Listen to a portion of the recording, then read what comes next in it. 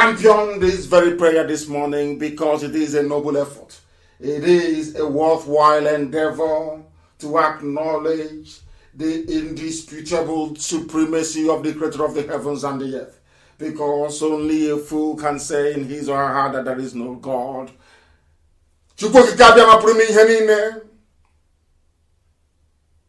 Onye ndị ya na-akpọku mgbe niile ọbụla mgbe ha nọ na mkpa dịka oge awa. Onye ọ bụ naanị ya na-achị Chineke na nke pụrụ ihe niile, onye kere n'igwe maka elu ụwa. Onye ọ bụ naanị ịhụnanya ya na ebere ya na mmeso ọma ya na-edu ndị ya niile mgbe niile, Chineke nda nke dị nsọ. Onye na-adịgide nsọ ma bụ mgbe ebighị ebi. O nweghị ihe ọ bụla bụ ihe ekereke nna nke ebere tupu igbe malite. Iwe si n'ihe ga-abatarịrị ọchịchịrị wee gbalaga. Iwe ke ụmụ gị bụ ndị Igbo, bụ ụmụ gị bụ ndị Biafra. Iwe nye anyị ngọzi pụrụ iche onye nwe m. Anyị wee na-arịọ gị n'isi ụtụtụ a si gị biko nye anyị ezi echiche, nye anyị akọ na uche, nye anyị amamihe ma nyekwa anyị ezi nghọta nna nke ndị nsọ. Anyị wee na-arịọ gị na-asị gị onye nwe anyị dịka isi wee zọpụta ala nsọ bụ Biafra oge gara aga.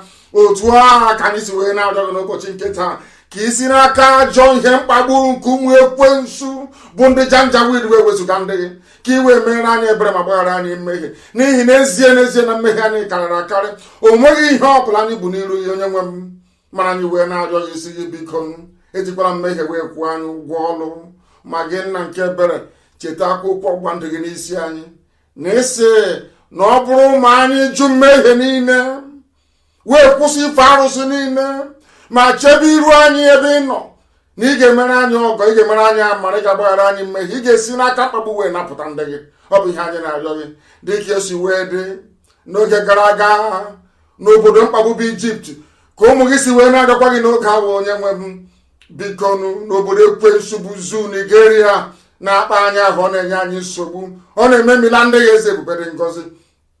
Na ọ bụghị otu aka isi wee kwado ọnọdụ anyị, ka ihe nke gị onwe gị bụ n'obi nna nke igwe wee chaa n'ebe Afrịka nọ n'ụwa niile, ebe ọ bụla onye isi ojii nọ nna nke ebere, ka ngọzi gị nke pụrụ iche wee ru ndị dị etu aka. Anyị wee na-arịọ gị n'ụzọ pụrụ iche n'isi ezinụlọ gị bụ IPOB n'ụwa niile. Anyị wee na-arịọ gị n'isi ụmụ gị bụ ndị Biafra, ebe ọ bụla ha nọ wee na-agba mbọ wee na-aga ọkụ dị iche iche nna nke ebere. Biko n'oge erule mgbe nna ọbụla ji alọghachi na-akwụ ya, ka i wee kpọkọtakwa ndị gị ọzọ dịka isi wee kwa anyị na nkwa, ka anyị wee jaa gị mama too gị n'ala nsọ Igbo Biafra nke nwere onwe ya, nke ụwa niile ga-eji wee maa atụ si n'ezie na ihe Chineke achọwo n'ime Afrịka. Ka anyị wee too gị wee jaa gị ma wee gọzie gị ma bulie aha nsọ gị elu site n'ebighị ebi ma ruo n'ebighị ebi. Ise ise ise. We are proceeding very hastily this morning, and I must remind you once again as to the number to call. We are also on Skype this morning, because there are those that do not believe in what we are doing, those who do not believe in the restoration of Biafra, those who do not believe in freedom, those who have been conditioned by the damnable conditions in the Zoological Republic to put their freedom backwards, or should I say, to put personal selfish considerations before that of freedom. We have a special line for Nigerians, for Nigerians, for those who believe in this damnable Zoological Republic, those who do not believe in freedom, those who challenge our modus operandi, those of you who may have issues with the way we are driving this very agenda forward. And that very line to join on Skype is IPOB, all in small letters, IPOB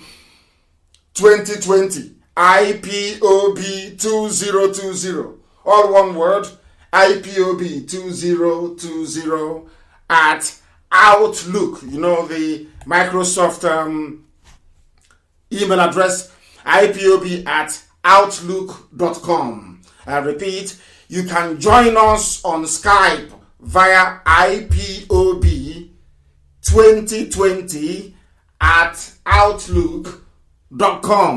The number to call once again and for your messages remains +1 512 955 2807. I will caution those of you who are intending to call that if somebody is on the line, try not to call because there is no need for it. You must listen to what they're saying before you try to phone in. And once again, allow me to repeat, the number is +1 512 955 2807. I repeat, +1 512 955 2807. People are calling from everywhere. We will not waste any more time. We shall proceed to the lines to begin to take your calls. We are going to go to the line to begin to take your calls. There are some people who are already on Skype. We shall be coming to you in a short while.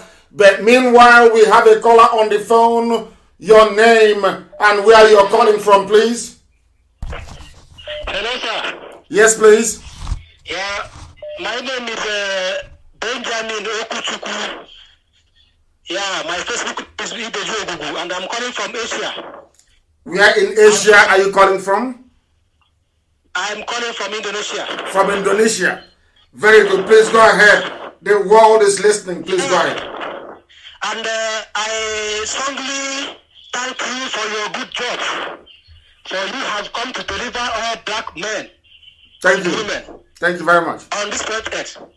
And I'm an IPOB under oath. Yes. I can never sabotage Biafra and the leader. Any day I try to do so, may God strike me dead. But what I want to, ask, because we have come to, bring Biafra. Yes. We have come to deliver. Round it up. A lot of people are on the queue. Please go straight to the point. Go ahead. And, I want to ask you a question. Go ahead. Yeah.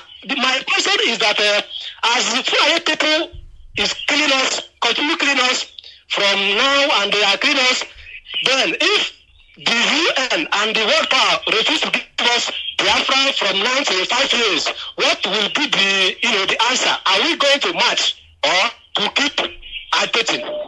We are not going to prevaricate, believe you me. If they continue to kill us, I have made representations to those that matter in the United States, even yesterday. I made it very clear to them in the US yesterday that this cannot continue. The killings cannot continue. That if they do nothing this year, we will be forced to defend our land.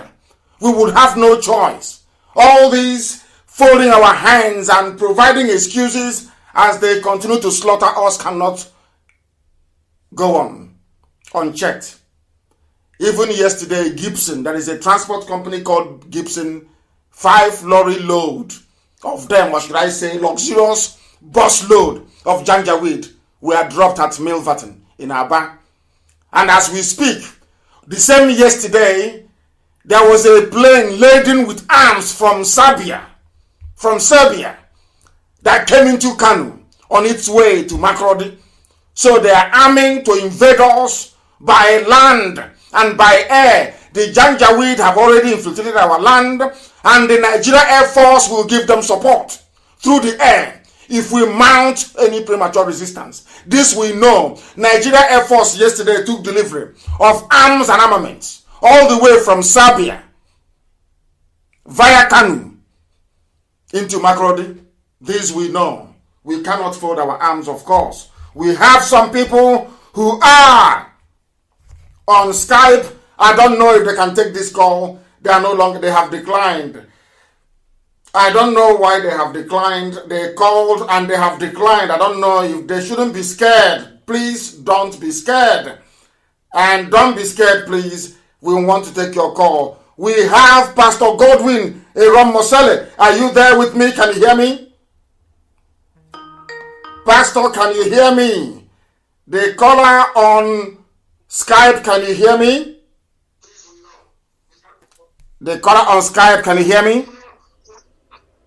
Yes, I can hear. Good morning, sir. Good morning to you. Turn your system down or I'll cut you off.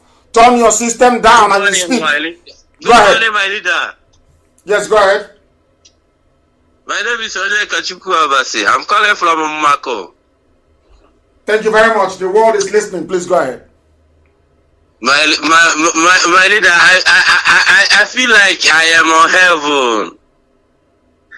I feel like I'm on heaven. Thank you for your good works. Thank you very much. Thank you for your works, my leader. Thank you. I'm coming from Mako in Enugu State. Thank you. My leader, thank you. You're welcome. I know this your movement will never stop. Our movement is not just my own, it belongs to everybody, please. I only happen to be leading this very movement. It doesn't belong to me, please. Go ahead. My leader, since IPOB started, this is the first day to get you online. Thank you, my leader. There are millions all over the world. I don't know how to express my feelings, sir. Thank you very much.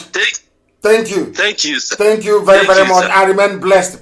We have another caller on the line. I am hoping to be able to pick up a Nigerian. Are you a Nigerian? Are you a Biafran? The caller on Skype. Can you hear me? No, they are not serious. They are not paying attention. I don't know what is wrong with them. They're not paying attention. Yes, can you hear me? Yeah, good morning, Notineke. Good morning to you. I thought you're a Nigerian. The Skype line, please, is only for people from, let me not frighten them, for Nigerians. Let me say, for patriotic Nigerians. Because if I say Nigerians, they may run away. They may not come again. It's for patriotic Nigerians, please. The Skype is not for Biafrans. It is for patriotic Nigerians. Those that believe in one Nigeria. Those that believe that gossiping is a way of life. I want to address them. Stop gossiping and come live. I will not cut you off. The world is listening. Come and debate me. Thank you very much, my dear brother, for calling. Let me see if we can get a Nigerian on the line. The caller on Skype, can you hear me? No, they're not paying attention. The caller on Skype, can you hear me? Yes, my leader. Good morning. Good morning. I have said, please, Biafrans, if you're listening, this very Skype line is for Nigerians only, not for Biafrans. It is for Nigerians only. So I would recommend that you call me on the usual lines, please. This very line is for Nigerians only. If I pick it, I want it to be Nigerians, or those that believe in one Nigeria, or those that believe we're getting it wrong. The caller on Skype, can you hear me? For the last time, the caller on Skype, can you hear me? They are not paying attention. They are not paying attention. Let us go to the phone lines to see who is there. The caller on the phone, can you hear me? Hello? Yes, please, your name and where you're calling from? My name is Aloysius Ogunta I'm calling from Germany. Where in Germany are you calling from? Hamburg. From Hamburg. And where do you come from in Biafra land?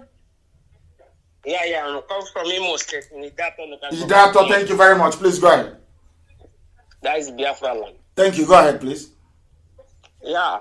Mazi, I want to take this opportunity to thank you and all the IPO members. Yes, please. Because of the work you are doing. Thank you. Then there is something, last week I listened to your broadcast on Friday. Yes. Yeah, there is something you say about Ireland, about the foreign countries that have interest in Nigeria. Yes. You said that Ireland is having the issue of our passport, Nigerian passport. Yes. So my opinion is these people that have interest, is it not good to go to them and give them the same interest they have in the zoo so that they can support our movement?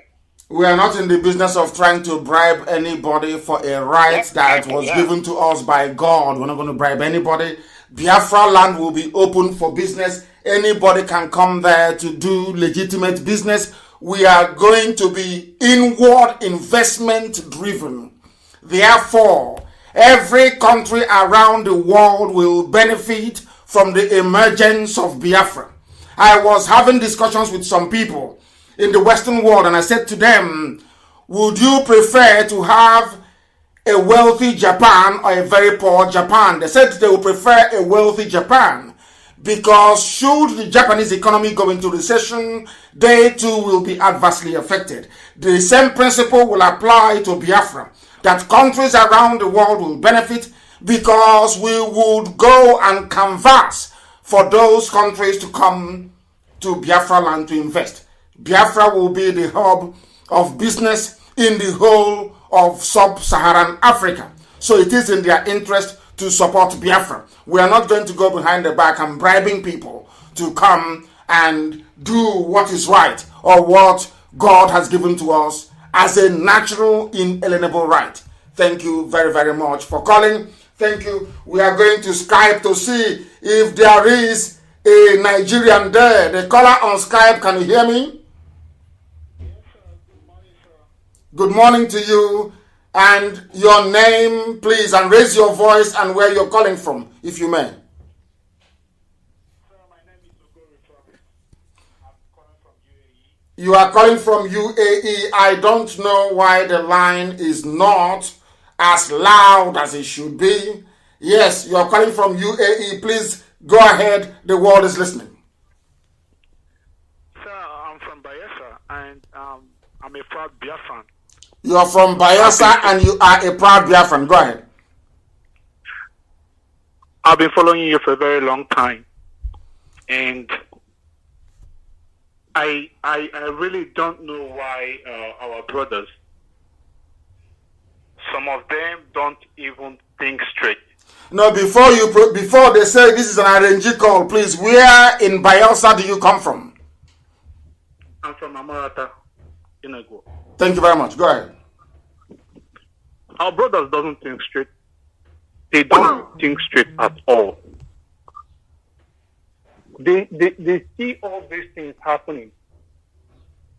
They see them, but don't think straight. I don't know why. Some of them, if I use a word foolish, they will say I'm insulting them. But they don't think straight. They see everything happening. Our waters are being polluted. Everything happening. Nothing is working every year. They are seeing that. And someone came out to fight for all of us. You lost everything. You're not selfish like others who wants to collect money from the federal government. And they're still saying nonsense. They don't think straight. The only option and solution we have now is Biafra.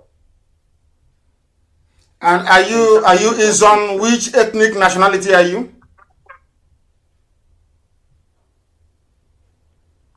Like I said, I'm from Bayelsa. No, Bayelsa is a state. I want you to give me your ethnic nationality. If you're Izon, you say you are. If you're not, you say I am not. Yeah, I'm not. You are not. What is your ethnic nationality? How are you identified? If you come to the zoo and they ask you at the airport, where are you from? What would you say to them? I don't want the state. The state is an artificial creation. What is your ethnic nationality? Like I said, I'm from Bayelsa, really. No. So Not at all. That is not the way we roll here. I need you to tell me your ethnic nationality. Your ethnic nationality. I am ethnically an Igbo man, but I am a Biafran by nationality. It is as simple as that. I like people who are direct and honest. I don't like people who play around words. I have a caller on the line. Can you hear me? The caller on the line, can you hear me? He's not listening. The caller on the line for the last time, can you hear me? Yeah, I can hear you. Then go ahead and say what you have to say, your name and where you're calling from, please. Well, my name is Roland. What is your proper name? What's the meaning of Roland? What is your proper name, please? My name is Obioma Ihedibo. That's your name, not what is the meaning of Roland. What is Roland? Precisely, I am from Umuahia, Abia State, from Ohoho. Oh, thank you very much. But I'm living in Italy, in Florence. Thank you very much. Please go ahead.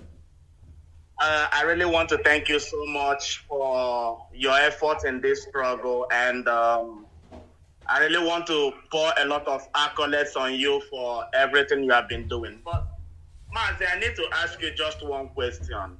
There was something I saw online last time that people living in the U.S. were registering, the Igbos living in U.S. were registering about their ethnicity. Yes. I am from Umuahia precisely. I'm from Umuahia. Go ahead, we are listening. Go ahead, we are listening. We have a caller on the line. This very caller, can you hear me? Your name and where you're calling from, please. The caller on the line, can you hear me? Yes, sir. Good morning, sir. Good morning to you. Please go ahead. Good morning, sir. Yes, your name and where you're calling from. Okay, my name is Remy Suzuku. I'm from Imo State. I'm calling from Libya. I'm a Tripoli coordinator. Thank you very much. And what is your proper name? What is all this craze about European names, refugees, Roland? What's the meaning of that? What is your proper name? Yeah? Okay, my name is Kelechuku. Simple. Can you compare Kelechuku with that thing you told me was your name? Do you know the meaning of Kelechuku? What's the meaning of it? Okay. What is the meaning of Kelechuku? I'm asking you, what is the meaning of Kelechuku? The meaning of Kelechuku is thank God. Thank you very much. Go ahead. Yes, sir. Okay, sir. So, my friend, I'd like to say that our people from this Libya, Nigeria people, Niger people, they are very serious to disturb us. So I don't know what to do. So I need your help. Hang on. Does it mean that it is all these Nigerians, these niggers from Nigeria? Are you telling me that they are the owners of Libya as well? Do they own Libya? They are bribing the government of Libya to do what? They threaten us anyhow. They have to. That is what the zoo are doing. What they are supposed to do. That is the way animals behave. So they are doing what any other animal will do. That is who they are. That is the way they are. You cannot stop them, but rather you work through them and continue to do the very great work that some of you are doing in Libya. I have a caller on Skype. This very caller, can you hear me? Yes, I can hear you loud and clear. Good morning, Mr. Mazi Nnamdi Kanu. Thank you very much. Where are you calling from? If you can remember when you came to Kuwait, that Edo man. The Edo man in Kuwait. Thank you very much. Yes, of course. I'm from Esa land, and Esa land is Biafra. Thank you. Those half-baked stories they are telling us that are not adding up. When you say you're from Edo, I want to know your ethnic nationality, because Edo is not an ethnic nationality. We have Eshan, we have Benin. Where are you from? Esan. Esan, thank you very much. Please go ahead. Esan. It's called ESAN. It's ESAN, not ESHAN. It's Esan. No, not ISAN. Ishan. We are not Ishan. We are Esan. ESAN. And can I ask you a very simple question? How many pieces of wrapper does your mother tie, please? Two pieces of wrapper. One is long and the second one is shorter. You will see the two linings from the downside. You will see the two lines of the wrapper. One is down. The second one will take a coach from maybe like a half inch or an inch.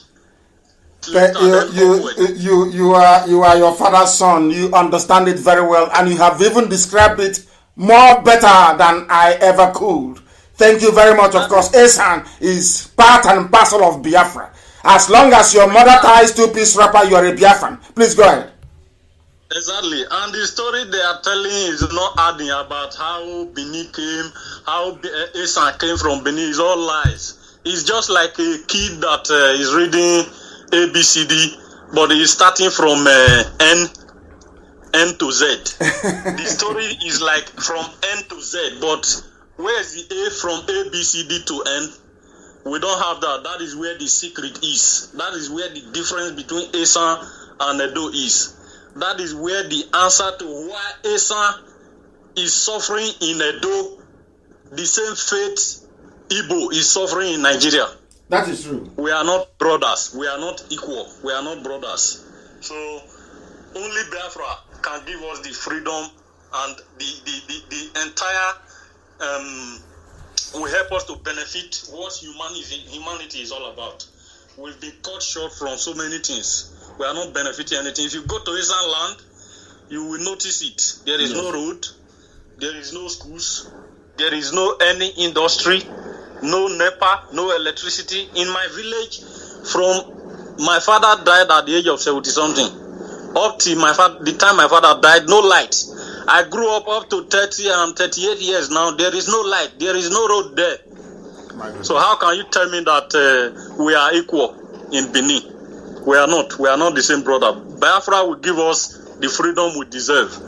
Hey, some people, let me use this opportunity and speak to you. If you are listening, talk to your people back home. Can you speak Esan dialect? Can you speak Esan dialect? Some people,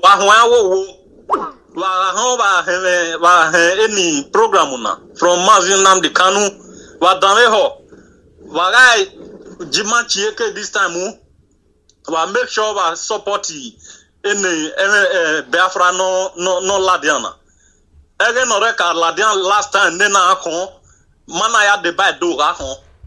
Meanwhile, Mawoya Bolokwa, my Mingwina, in Winai war, or dead war, party war. But whenever Mario Bobai, any Biafra no Ladiana. Man, make sure my support Mazi Nnamdi Kanu. Enokiana no Larena.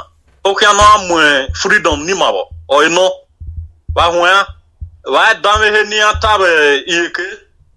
Wa emata, where miamata, osopa where emata nahi, where we mia hoge, osopa where hoge nahi. Enokiana no Mudiana Mazi Nnamdi Kanu, where Wajima support so that every man lose race and land. Ni my mie for a long time, Merengware, me I say me some man I wear. Or we rule governor of those states. Anyway, I mean, or Abunare where is a man or Ladian governor. Mori over here, a Bejiave Unia, a Biaveunia, a Biare cut short Obaseki arrangement to allow a some person in next or in a fighting ya. Every Mori over here, no how guy start from 8 years. A Sami opportunity we do, but you must support the Biafra, man make man and sabo free. But when so Thank that you. is it, part of it from you have done well. I share with my language. And another thing I want to say generally, with the youths, if we did not do what we are supposed to do now as youths, at the end of the day, the children we are bearing now, they will also blame us, just like we are blaming our parents now. The truth is that our parents have failed us. They have failed to secure our future for us, so that we can live in an enabling environment. They are failed to do that, and they are continuing to sabotage our efforts to make our future better. So that is evil. So for that reason, I want to say that, or plead with them. Let me use the word plead with them. Let them also ask themselves some questions. If you have a child and you are not able to train your child, can you go outside and hit your chest and say, yes, my children must respect me? You don't have that right. You have to train your children so that when they grow up, even in your absence, they can be able to take care of themselves. How can you hit your chest today and say, yes, I have been able to clear road for my kids? I remember those days, if we are going to the farm, I will follow behind my father. He will be using machete to clear the way. Any rough tree that will injure us, he will use machete and clear them away. And then we'll have a good access to get to the route we are going to. That is exactly the practical way of what I'm saying. Our parents are supposed to clear the way for us, clear all this janja weed for us, clear all the bad road for us, clear all the suffering, the lack of electricity, lack of road, lack of water, lack of job, lack of industry. Provide them for us so that when the time comes, we'll have those things to benefit from. But no, yet they are hitting chest and telling us we are supposed to respect them. How am I supposed to respect you when you have failed? If you don't know that you have faith, you should know now that you have faith, and you have no reason to demand respect from us. Anyhow I will talk to you because you are not worthy to have my respect. So Like personally, I'm working all day to make sure I provide for my kids when they grow up. So that way I can hit my chest and say I deserve the respect from my kids. How can you hit your chest and say you deserve my respect? So if you have faith, you have to take note of that. You have faith. If you must deserve my respect, then what you have not done before that you know you have done wrong, start to correct it now. Then I can begin to think of it. And people who are saying that we lack not or we lose respect, bear in mind that when Biafra come, that true training that we get from our parents, it will come back automatically because it's naturally in us to respect our elders. But you don't expect me to respect an elder who don't even know that he has faith. That is an elder without no shame. So we please, our brothers and sisters out there, whether you are supporting IPOB or not, or you are not supporting, if you have anything against IPOB, keep it to yourself. Don't bring it to public to discredit what Mazi Nnamdi Kanu is doing. What you are doing is like a man who go outside and he see his mate. Instead of fight his mate, he run away and go home to start beating his younger brother. Because that's where he want to show his strength. You are a fool if you are doing that. You are a fool. Thank you very much, my dear brother. I have learned so much from you this morning. Thank you very, very much. Against Fulani. Go and show your strength against fake Buhari that is in public there. Go and show your strength against the person that slaughtered your sister and pieces her like cow. If you want to make video to discredit Nnamdi Kanu, you are like going home to beat your younger brother. Go and make a video and show that girl that was butchered and show it to the world. Go and make a video and show that man that was killed in Donje River and show it to the world. Not coming to for cheap popularity. Fake people. You are very, very kind, my dear brother. Thank you very, very much. Thank you very, very much, my very, very eloquent and direct, or should I say succinct. You heard what he said, where he comes from. People know who they are. You don't need somebody to tell you who you are. You know who you are. He knew the mom title piece rapper. And I've been saying, please, to those of there is no need, as our brother just educated us now, going and writing rubbish or gossiping. I want you to call any of our numbers and debate. Come and debate us. We are here waiting for you. There is a caller also on the other Skype, I should say. Give us your name and where you're calling from, please.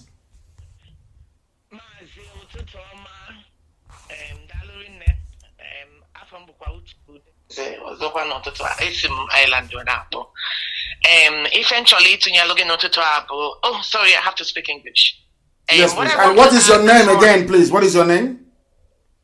My name is Uche Udeze. Thank you. Uche Udeze. Yeah, go ahead. From Ireland. Onisi, what I want to say is there's something that I actually observed about our brothers and sisters back home.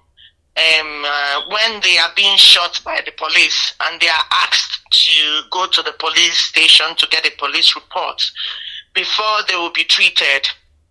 And who shot them? The police. Who are they going to get this police report from? The police. So at the end of the day, they will not get the police report. Some of them will die in the process. I am asking this morning, we have, in IPOB, we have loads of people from the medical section. What I am asking them and challenging them this morning to come together. Yes. There's a whole lot of doctors, nurses, a lot of them. This line is not. Can you please try and call us back? This line is not stable at all. Call us on the other Skype line, please, if you may. Let us go into the land of Biafra and see who is there. The caller on the line, can you hear me? The caller on the line, can you hear me? No, they can't. The caller on the line, can you hear me? No, they're not paying attention. The caller on the line, can you hear me? Not paying attention. The caller on the line, can you hear me? I have a caller on the line, can you hear me? Yeah, good morning, Hamadike. This is Ogugo calling from London. From London, thank you very much. The world is listening. Please go ahead. Yeah, thank you, Hamadike, for your effort, and I thank your wife as well, who gave you the courage to work hard.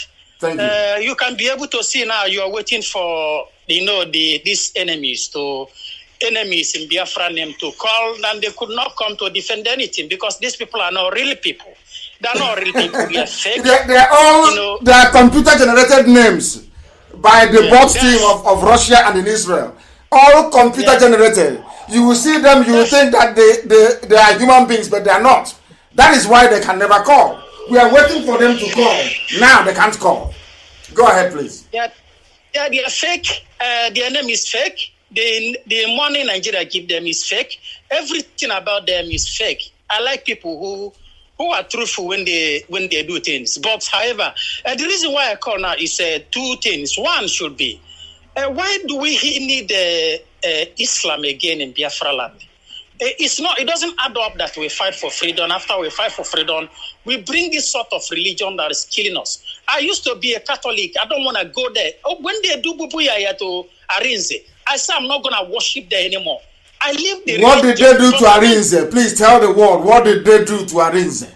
Tell us. They hand over power to Razinger, a German. How can a German be a pope? It is Arinze who's supposed to be a pope.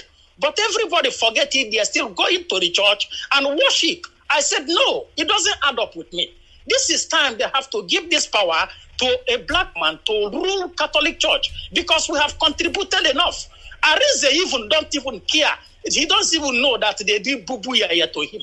But however, let's leave this issue of Arinze. I'm talking now. Why do we need Islam again in Biafra when Biafra come? This is not our religion.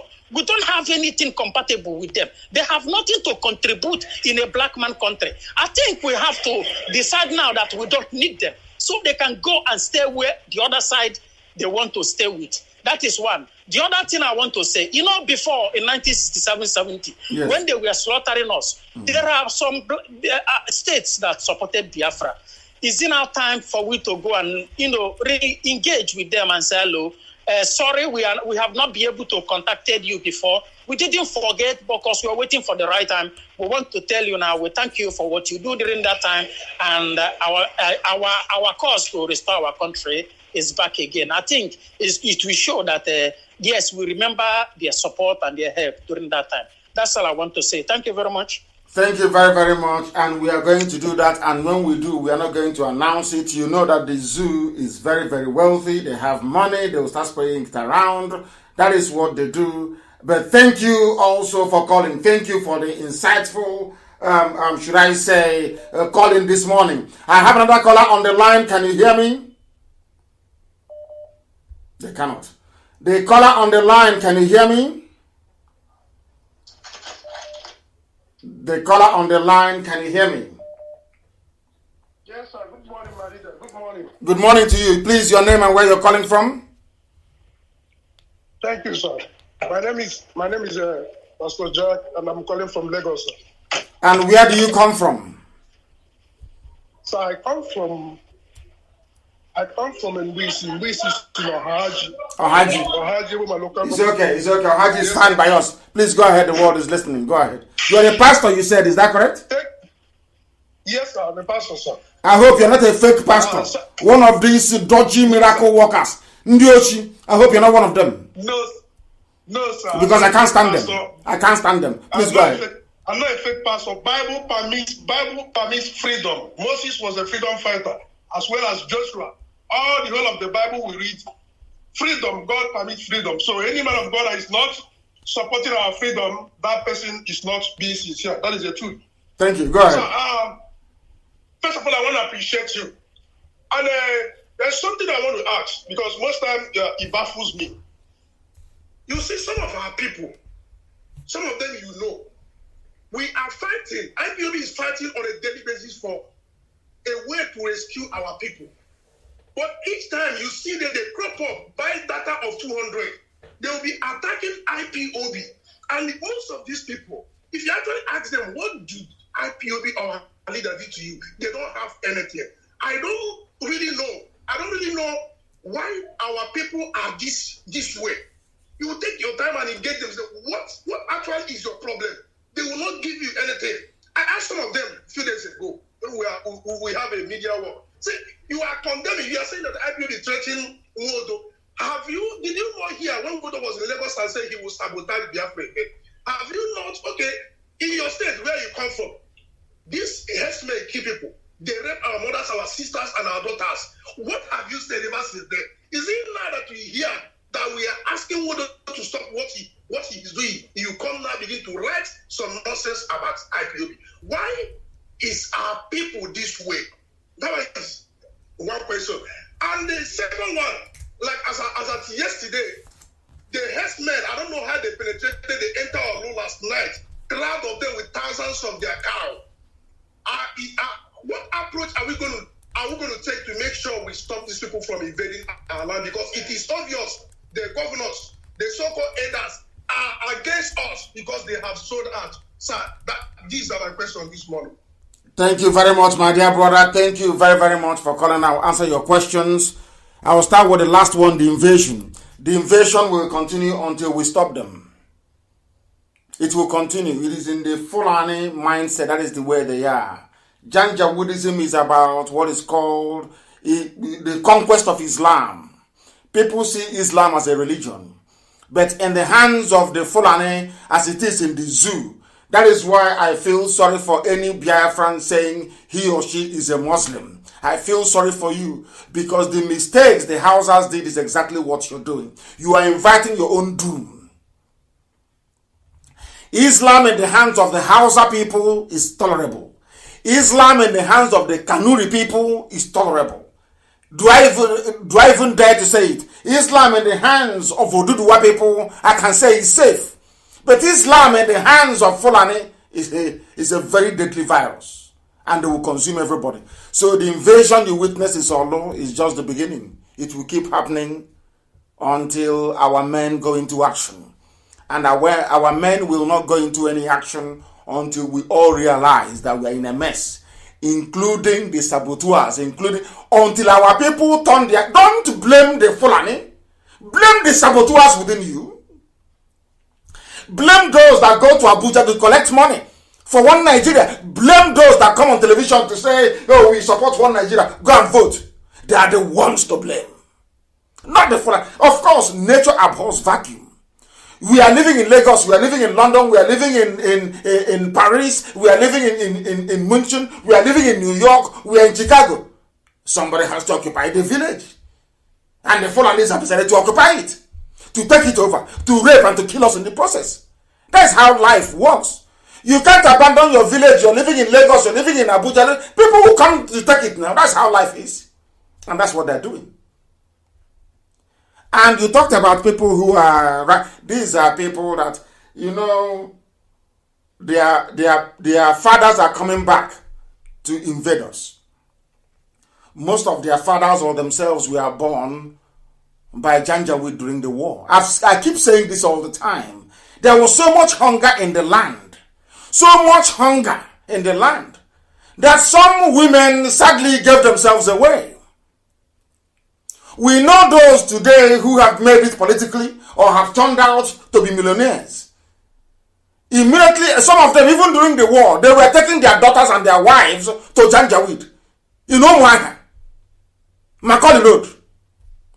So Janjaweed can sleep with their wife or their daughter to give them food, and after the war, give them contract. Most of the millionaires that came out after the war, 90% of them, were those that compromised themselves, that gave their daughters or their wives to Janjaweed, because before then, a Janjaweed can never ever touch a Biafran woman. Never. When they go to the market and they brush beside the Biafran, they go back and they do rank and they do party in their homes. Ask them in Kanu, ask them in Kaduna, in Zaria, ask them in Sokoto. When a Janjaweed, Alamajiri, when they go to the market in those days, you see all these people, Tanko Yakasai, all these Anga Abdullahi. When they were young, if they brush, as you're walking on the street, you brush past an Igbo woman. You see this anger, they go back home and they celebrate, they have a party. They ask them, why are you killing ram and goat? They say, because today in the market, my body touched that of an Igbo woman. Go and ask anybody in the north, they will tell you. But we cheapened ourselves immediately after the war. They gave birth to rubbish. They gave birth to nonsense. Pure garbage. And those garbage begat even more rubbish. They are the idiots, you see. Writing junk. And we know where they come from. Isn't it very ironic? They always come from a particular place. And where they come from during the war, there was no war there. Fulani was ruling them. Impregnating their women, they gave birth to rubbish. That is why there will be a compulsory DNA test in Biafra land. Compulsory DNA test. We want to know who fathered us. Those are the idiots that you see. And they are not even in the minority. They don't exist. They only exist in the realm of social media. One or two of them with their multiple fake accounts. Sponsored by politicians that took our own money. Jonathan gave you money to build road from Enugu to Onitsha. From Enugu to Iguacha. And you pocketed the money and shared it with your friends. Because sometimes I blame the zoo, I blame Nigeria. But we know that the real problem is the quality, or should I say, the criminals that we produced or that rig themselves into political office. Ask them, how many times did Jonathan award the road of Iguacha to Enugu? How many times? Did Jonathan not pay them this money? I have asked them before, rather than writing rubbish as a rented petition writer. I want people to rise up one day and ask all these idiots that you're seeing, because I said the truth about Ikegwe Madu. They're writing rubbish. Where is the money that was given to you to build Enugu to Iguacha Express Road? Where is the money? We are busy blaming Zoo, blaming Janjaweed. Of course, they are supposed to be blamed because of what they're doing to us. But the little money that was given to build Enugu to Onitsha Express Road, where is the money? Who took it? The money that was awarded to build Owerri to Umuahia, where is the money? Who ate it? And when we say that those people should be stoned, people start to talk rubbish. Because they have the mentality of Alamajiri, of Frank Adede. Because the blood in them says that when somebody is oppressing you, you must serve that person. You must even be more loyal to that person. That is what they are doing. They may answer a Biafran name, they may answer an Igbo name, but for goodness sake, they are not part of us and can never ever be. People are calling all over the place. I want, there's somebody called Philip Adejo. I want to call him back. This Philip Adejo. I don't know, maybe he is let me see who is calling. I want to see who is calling us on Skype. I hope and pray very sincerely that this very person that is calling is... Can you hear me? The caller on Skype, can you hear me?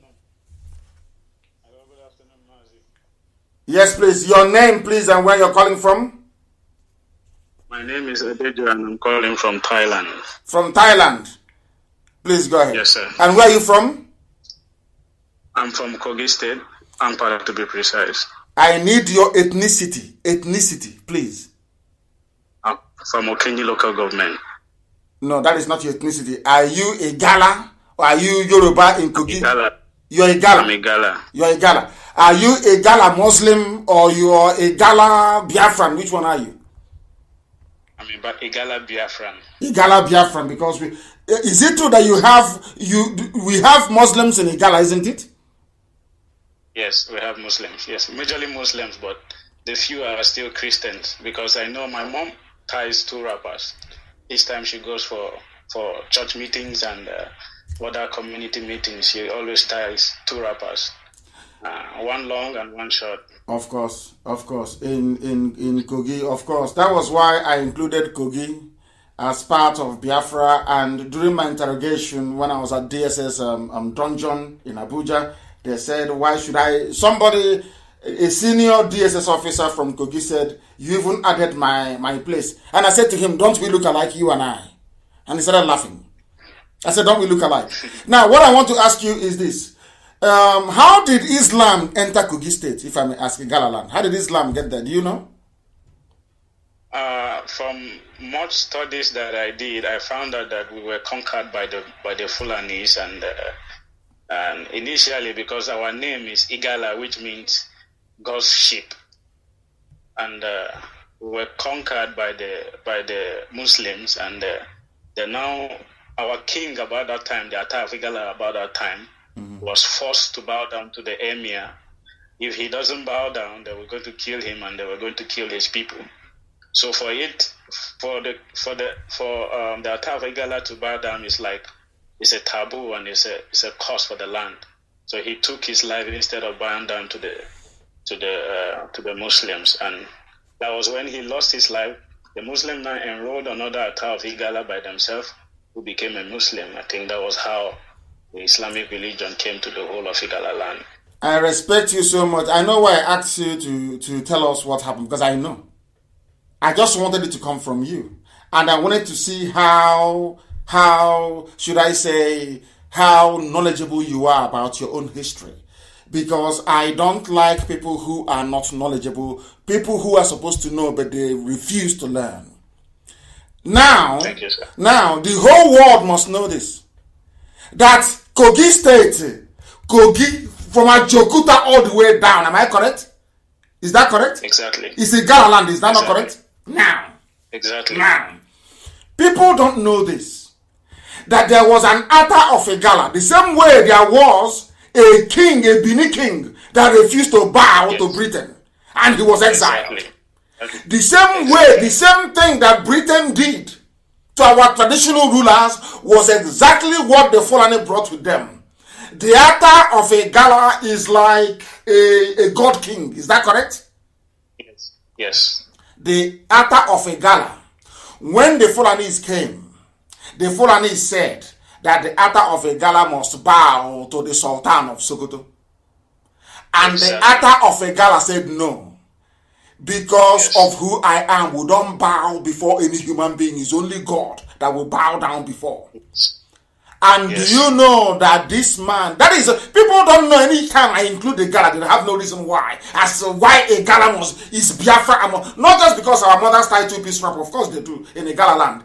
Because of the bravery of a Gala people. This a Gala king said, instead of me to bow down before you, I'll kill myself. And he committed suicide. As a mark of honor, rather than bow before a Fulani Emir, Sultan.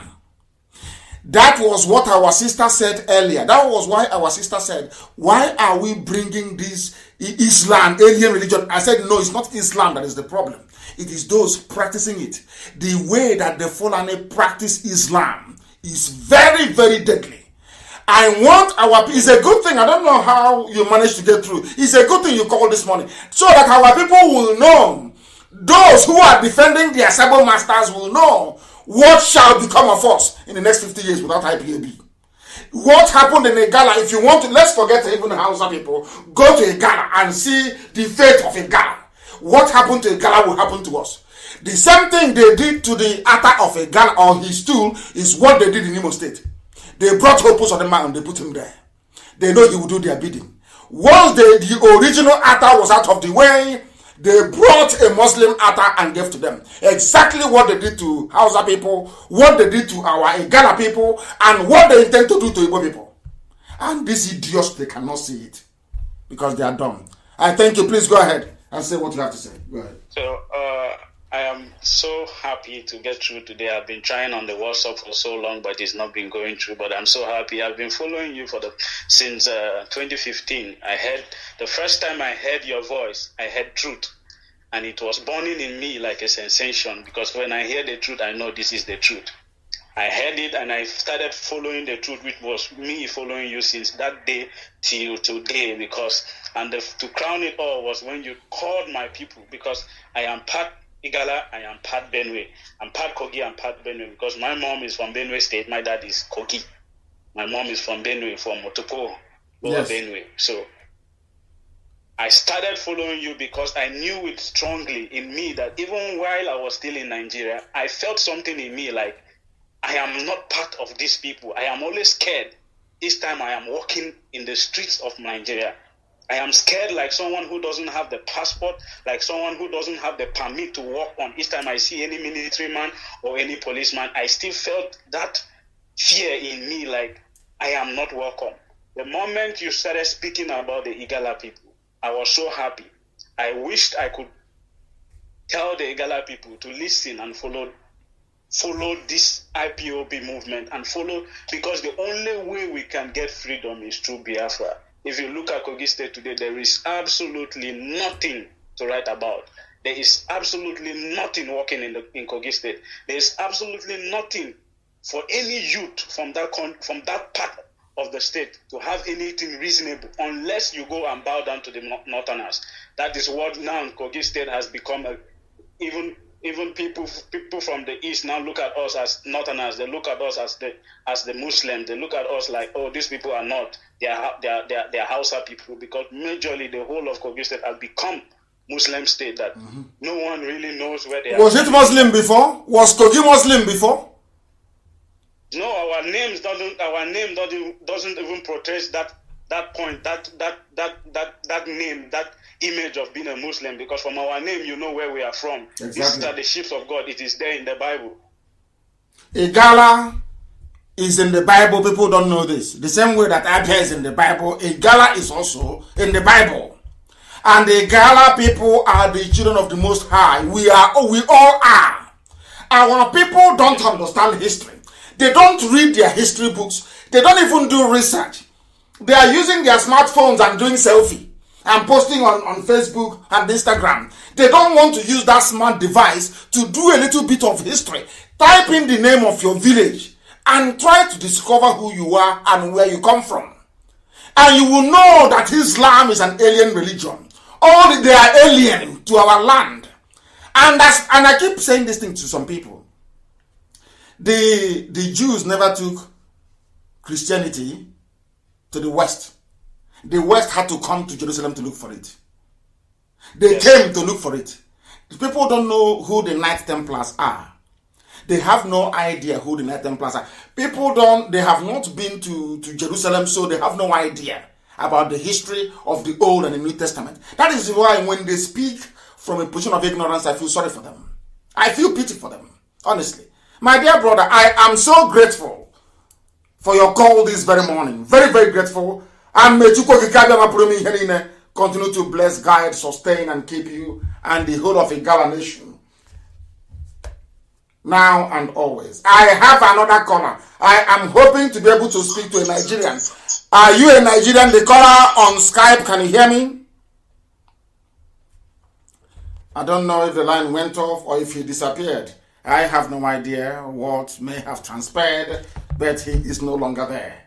We are going to the other line to see, of course, that we are inundated with calls. Inundated with calls.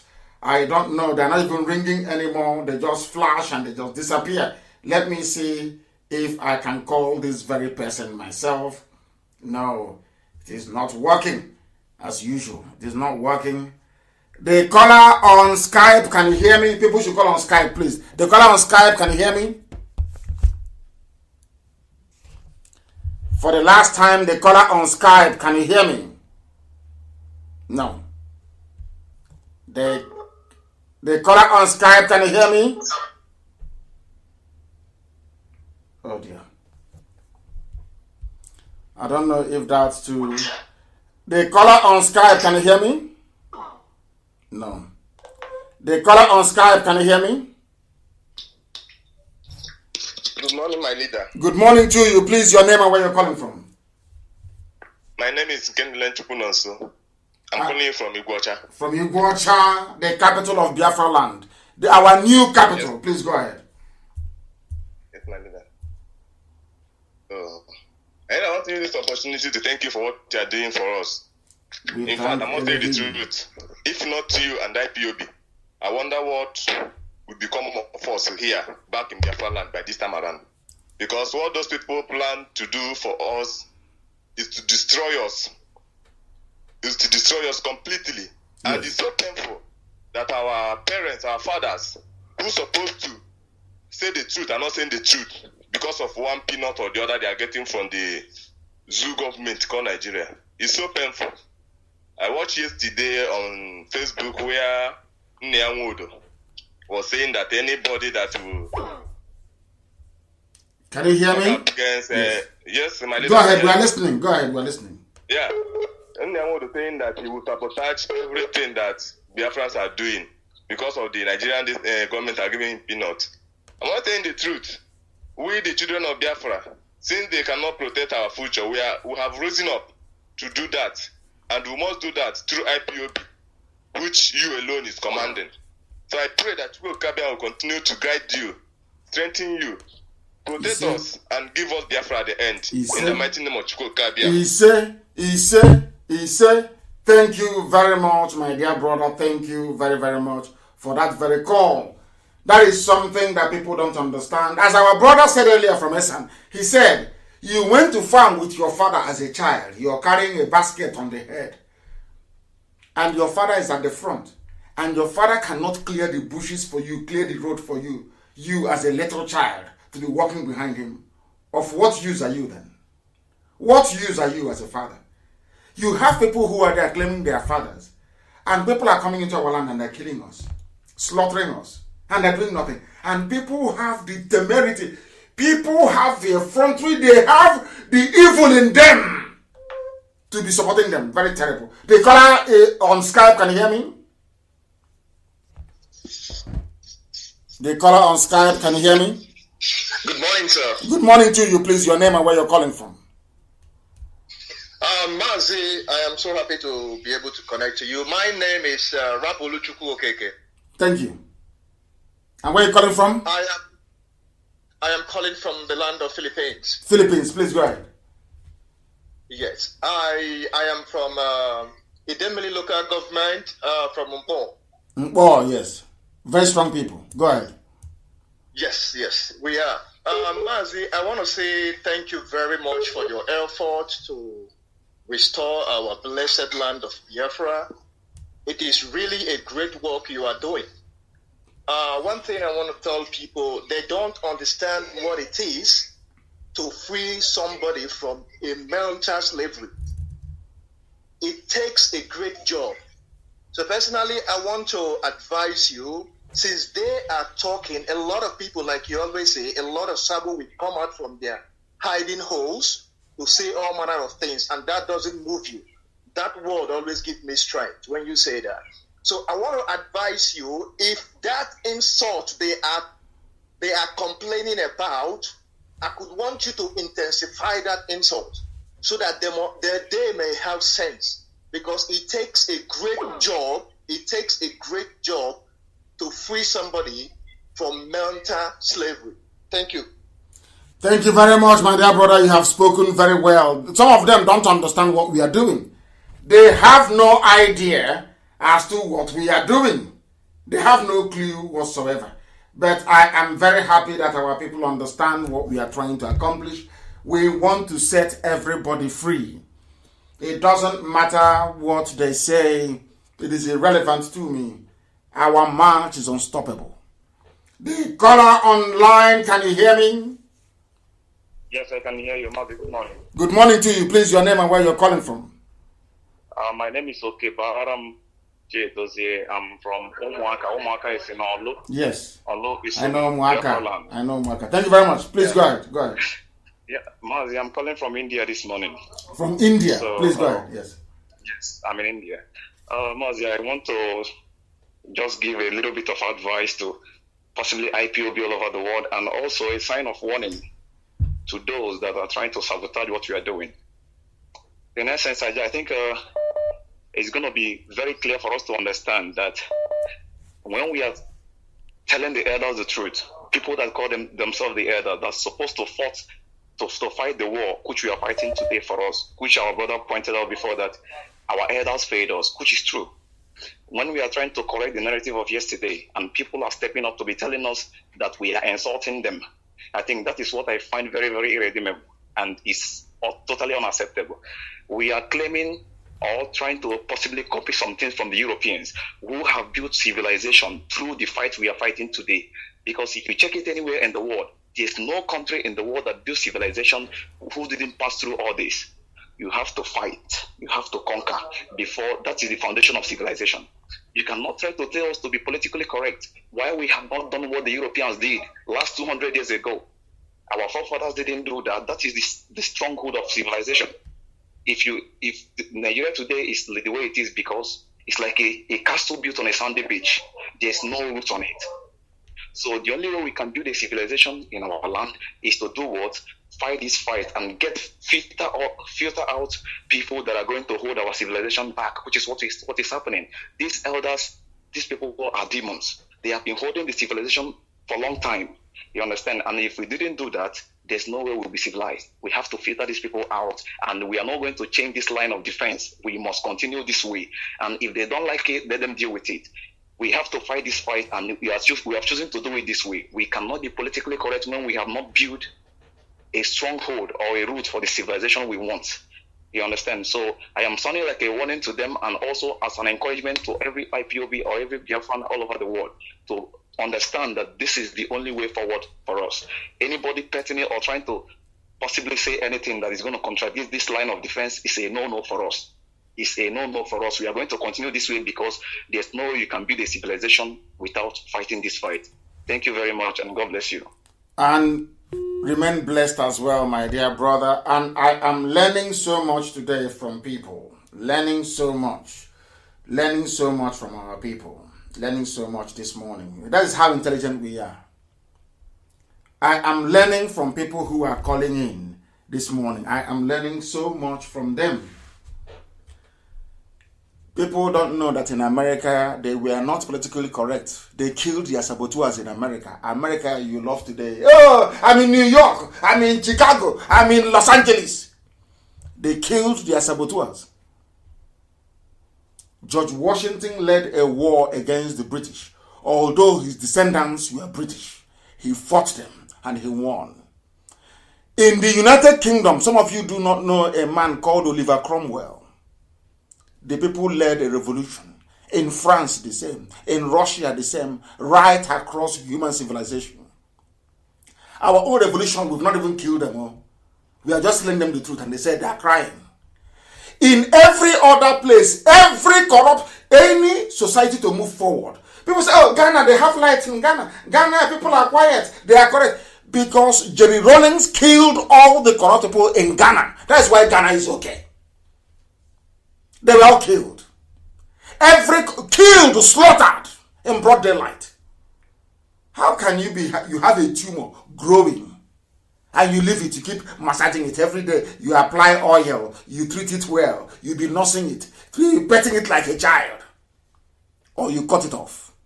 Pet it and it will kill you, or you cut it off and you survive. We are live and we are direct, and the whole world is of course listening. This is Radio Biafra, our question. Please, can you go and ask the Sabo, including baby saboteurs? Some of them may claim they have not gotten through. Please, can you get their names, please? Get me their contact, I will call them myself. Put it, please. Somebody should put it on the on Facebook. Go to my wall. Give me their contact and I'll contact them myself. Please, we don't want any excuses. The caller on the line, can you hear me? Yeah, good morning, Mazi Nnamdi Kanu. Good morning to you, my dear brother. Your name and where you're calling from? I'm Pastor Ibokan Ramoseli. I'm calling from the UK. I'm an Esan man. Esan. Wonderful. Yes. Wonderful. I just wanted to add to what my pastor brother said earlier on, who spoke. And but you yourself, you're also a pastor.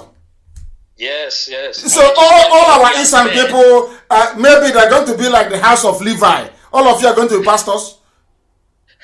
So I want to strengthen what he has said, because a pastor is supposed to stand against every form of oppression. Of course, yes. Go ahead. and as a result, he becomes a freedom fighter. So, I want to say also, there was a brother who was asking, he doesn't know why the people are behaving the way they are behaving. Yes. If he has followed the man, the expositions of Simon Ekpa on the cow meat, he has taken that thing very lightly. It has a serious effect on the people. There's nothing like casting a spell on the people. It is only if you are having the power of God that you can dispel or break away from such spells. So a lot of the reasons why these people, why they will even give them money and they will see oppression, they will see people killed, butchered, and the people will not be able to say, no, this is unacceptable, is because they are under a spell. That's why I like the way Mr. Ekpa usually puts it. He said, let's not be angry with them, but let's do as much as we can to liberate them, to set them free. But how can you set them free? People are eating meat that a Fulani man will have sex with a cow. Yes. A Fulani man will have sex with a cow. And so in most cases, as you have seen the rubbish that they're giving birth to in the north, the cow may even take him. As it's been happening. And after having sex with a cow, they now kill that cow and sell it to you, you eat. Hey! Yeah, that's my goodness. Man. We're on the same point that they should boycott cow eating. And that's why that expose, I share it, and everyone that loves freedom will share that so that people know. Not a lot of people know that these Fulani people are doing those things. What are they doing? Say what are they doing to their cows? What are the Fulanis doing to their cows? They are sleeping with the cows. They are having sex with cows. Having sex with the cow. After having sex with a cow, they sell it to us. Yeah. That's it. Hey. It's an abomination. And then they cast spells on people through that, and that's why they are able to manipulate people. You know, so that exposition need to go on. We need to publish that information so it gets to every nook and cranny of the earth. I promise you that I will. I am going to publish it. I will take more interest in that. Cow meat is bad for our people. Our people must understand this. The more cow meat you eat, the more the Fulani hold over you is continuing. Thank you, my dear brother. Thank you very much for that. I have somebody waiting on the line. +258 is the beginning of your number. Please, your name and where you're calling from. My name is System. I'm calling from Mozambique. From Mozambique. Turn your system down, please, so I can hear myself. Turn it down, please. Turn it down, or you walk away from there. Turn it down. Good morning, my leader. This is System. I'm calling from Mozambique. From Mozambique, please go ahead. Okay, my leader, I want to thank you so much for the work you are doing. I've been following your page for so long. I've been seeing the abuse rendered on you. To my greatest surprise this morning that I watched Mr. Nyawodo. I am coming publicly to say that he will sabotage the struggle of repression of Biafra. The problem is that in the Iran, you say, my it's a Tonahaba. I want to when you came back to the Anolo. Hey, then they will put a now for an issue. Then they will know that what you are doing that you are not joking. But I asked my head to it on Ababa. All this, then they are doing I believe some of them will come back to their senses. That's what I have to say. Thank you very much. I received representation from a lot of people that I have regard and respect for, including also Senator Enyine Baribe and my brother in the USA. A lot of them were saying that we should lift this they call it fatwa. It's not fatwa, it's just a directive. They said we should lift it so that we don't want anything to happen to him and then they will say it's us. I'm asking everybody to allow him. And as they said, some callers have said this morning that they are under a spell. Maybe Nyawodo eats a lot of cow meat that the Fulanis have slept with. Maybe that's why he's the way he is. So I ask you to leave them. We'll give them some time to repent. If they don't repent between now and the next 3 months, then we'll make their life a misery. We give them time to repent, all of them. Don't stone him if you see him. Leave him. The caller on the phone, can you hear me? I have a caller on the phone. Can you hear me? No, are they there or they've gone? I believe that they are no longer there. They have gone. They are no longer there. I have another one on the line. The caller on the line. Can you hear me? The caller on the line. Can you hear me? I have a caller on the line. I don't know if they can hear me. No. The caller on the line. Can you hear me? Yeah. Please, your name and where you're calling from. Yes, my leader, Ahmadike One. My dear brother, walk away from your system. I can hear your system. Walk away from it or turn it down, please. Okay. Now can you hear me? Loud and clear. Please proceed. Okay. My name is Onyeko Zuru Ibozurike. I based in South Africa. And I am from Osu local government, Umuho Kabia village. Yes. Imo State province of Imo State.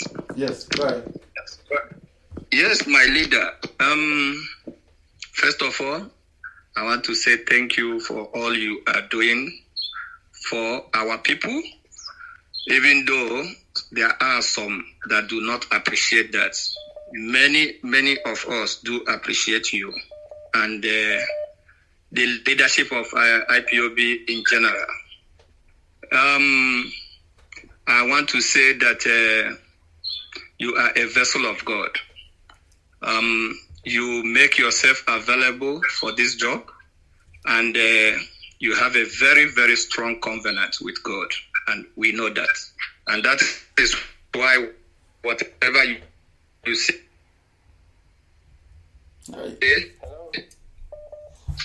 it comes to pass.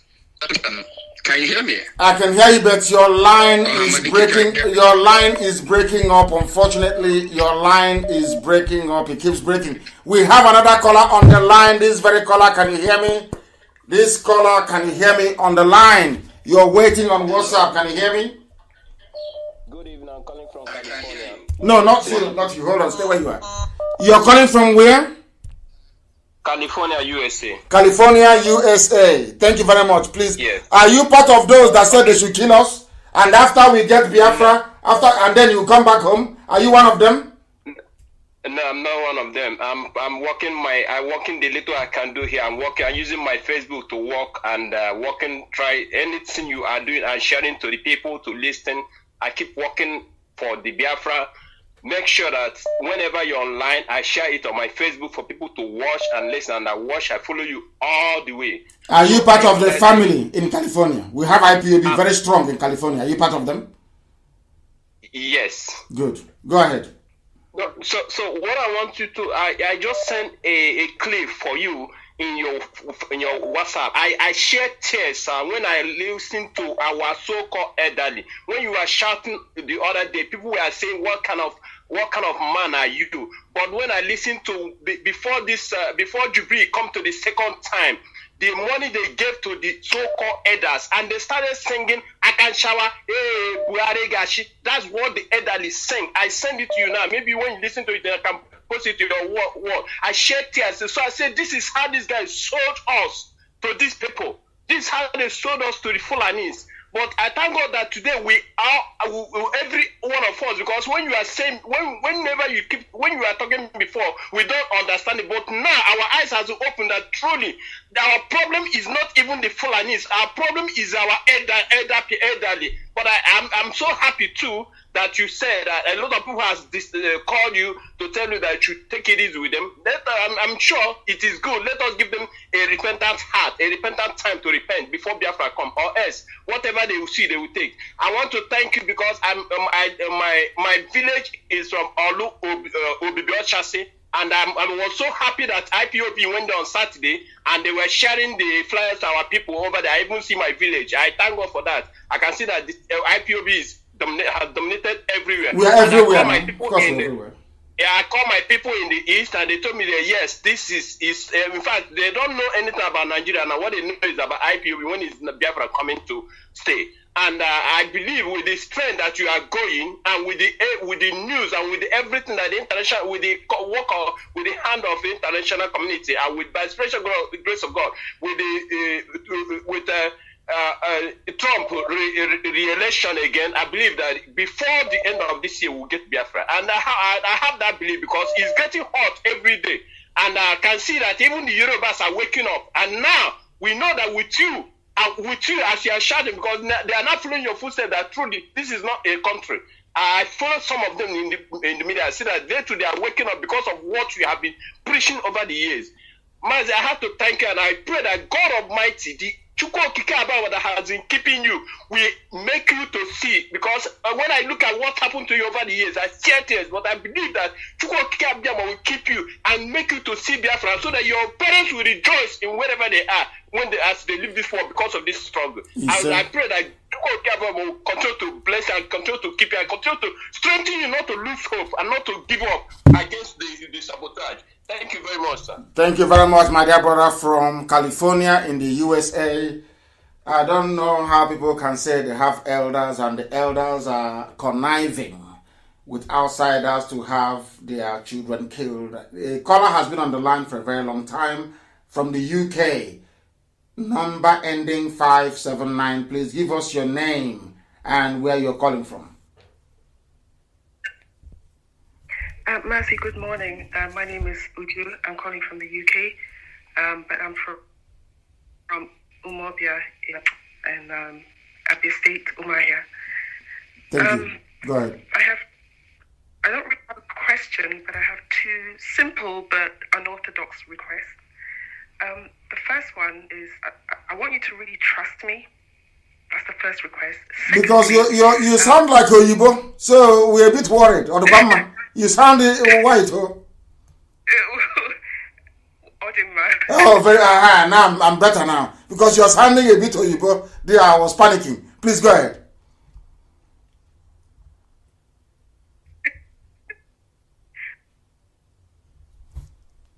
Please go ahead. We are listening. Yeah. Can you move about a bit? Your line is breaking. Your line was breaking. Please repeat everything you've said. Your line was breaking. Can you hear me now? I can hear you now. Yeah, it's better now. Go ahead. Okay. So I don't really have a question, but I have two simple but unorthodox requests. The first one is I want you to trust me. That's the first one. Secondly, I want you to call me after you finish your broadcast. I mean, I know you're a busy guy and I'm not really anybody, but I really want you to call me. There's something I want to share with you about our mothers. And when I say our mothers, I mean your mother and my mother. And I don't want to talk about it on air. So if you can, could you please, after, when you have a moment, can you come back to me? I'll do so. Where are you from again? Umuobia, you said? Yes, Umuobia. Umuobia. In Ishikot, is that correct? Yes. After ceramics? Yes, exactly. Okay. I've been wondering, Umuobia people, are you people part of the Ibeji family, which is old Umuahia, or are you part of Amakama in Olokoro, or are you part of Afara? Which one are you? Well, that's a bit too specific for me because I was born and kind of bred here in the UK, so I don't really know, so I can't really answer that. Okay, no worries. I'll call after the program. Thank you very much for calling. Thank you. Thank you. Okay, thank you, Bye. We have another call. There is somebody else on the. I'm trying to pick a call on Skype. They are no longer there. Give me their Skype or WhatsApp. If they can't come to us, we'll go to them. Huh? Let us have this gossip out in the open. There's no need. Stop complaining. Come out to bring everything you have to say. The word we want to hear. Let us make it open, as they will say in the village. Let's make it open. There's no need grumbling and hiding somewhere and talking rubbish. Come out in the open. If they can't come to us, we go to them. Give us their Skype name or number, and we shall look for them. The caller on Skype, can you hear me? He is near his system. Yes, please move away from your system. Move away from your system. He's not paying attention. The caller on the line, can you hear me? I can hear you, my director. Good morning, sir. Good morning to you, please. Your name and where you're calling from, if you may. My name is Chukwu Machinedu Henry. I am calling from Benin Republic. Benin Republic. Precisely. Thank you. Please go ahead. Yes, sir. Sir, I want to thank you for the wonderful work you are doing for the Biafra all over the world. Thank you. God bless you, sir. And you too. I saw a video yesterday. You know, when you are telling people that Nneamodo is saboteur, people keep doubting it. I saw a video yesterday when he said that if any Igbo person touch House of Land, that means you will first kill him. Then I want to bring it to the word notice that he openly said that he's a saboteur. So why it's on my wall. Anybody who is in doubt should go to my wall. But as I said earlier, I have listened to some wise counsel from some people, Senator Baribe being one of them, to say we should leave him alone. And I've listened, and nobody should stone him. If you see him, leave him. And let's give him some months to see if he'll repent. Go ahead, please. Thank you, sir. Thank you, sir. God bless you. Keep doing your good work. We are praying for you. No matter what the zoo is doing, all their efforts will be in vain. You say? God bless you, sir. You say? We keep posting that very post so that the world may know the truth. Thank you very much. Anybody who is in doubt should go to my wall at Mazi Nnamdi Kanu. I think I now have slightly over 300,000 followers, or maybe 450,000 followers and 300 likes or thereabout. I don't know the one that Facebook is showing. You know, they're very evil. Facebook, that is. I want you to go there and share that very post as widely as possible. We don't hate anybody. We just want them to repent from their sinful, sad ways. If you know you are a sabo, you cannot help yourself, go and do a DNA test. Go back to your father, maybe in Katsina or in Sokoto. You are not one of us. Your name may be Kechuku. Your name may be Fanny Chuku. You may even answer Chioma or Chidemma. You are not one of us. Go back to Ibawose. Go back to the north where you come from. That is where your people are. Stop using our names to try to deceive us. I need the contact of zoo people. Let them come and debate us. Live. I'm not going to cut you off. Once you announce your name, you will stay with me. And rather than yapping your lives away somewhere, we would actually have a slightly proper debate. Couldn't have a debate. I have another caller on the line. Can you hear me? And please move away from your listening device, if you may. Hello, my leader. Good morning. I'm calling from Ghana. Good morning. And what is your name, please? Efambo Abai Ojo. Thank you very much. Amogo. Abai, thank you very much. Please go ahead. Yes. We are the grandson of Biafra, because I can remember very well after the war when we came to this world, my grandfather wives, 3 wives always talk about Biafra. 1. Then I grew in that country called Zoo. That Zoo tried to kill me because of Biafra. I know what I passed through. This is a reality. If you can remember 3 years ago, you came down to Abia State. 1 million man, I was there. I was Rasta. I know how it is. From that moment, the zoo are monitoring us until last year. I was captured when I came to visit my parents. I know what I passed through. They nearly killed me. They put me in jail where I met 15 Biafrans. They are about to die. They are on chains. All these things. Where was this? I went to where did this happen? Where did this happen? This happened in Abia State. Osisioma, they got me from bank. From bank to their hideout. They don't know that is our land. And They reached there. I told them, here is our place. So you can't kill me in my place. So people's eyes was there. From there, they took me back to another place. I don't know. That is where I met those Igbo people. They thought those people will harm me, but I'm a fearless man. I don't fear anybody because I know the Chukwokika Abiyama is behind me. After then, I was this Speaker of Abia State. Speaker of Abia State, Ikuku, or what they call that guy. He's the one that I see, he made a call before they release us. Because 2 Enyimba players was involved. Those 2 players are now on bench. They can't play ball again. What, did you commit any crime? Did you commit any crime? I did not commit any crime. I did not have any razor blade. I did not have any contraband. I went to my lawyer. My lawyer did not do anything. I went to my soldiers. All the soldiers I know institution, they say they cannot help. I went to Lagos. Lagos tell me, this is terrible. They broke me. It's only Ghana Union I belong to. I went to complain to. And they treat me. Nigeria is falling down. That is what I know. And what I want to tell my people is that if anybody is thinking that this blah, blah, blah, the government is doing will save them, they are joking.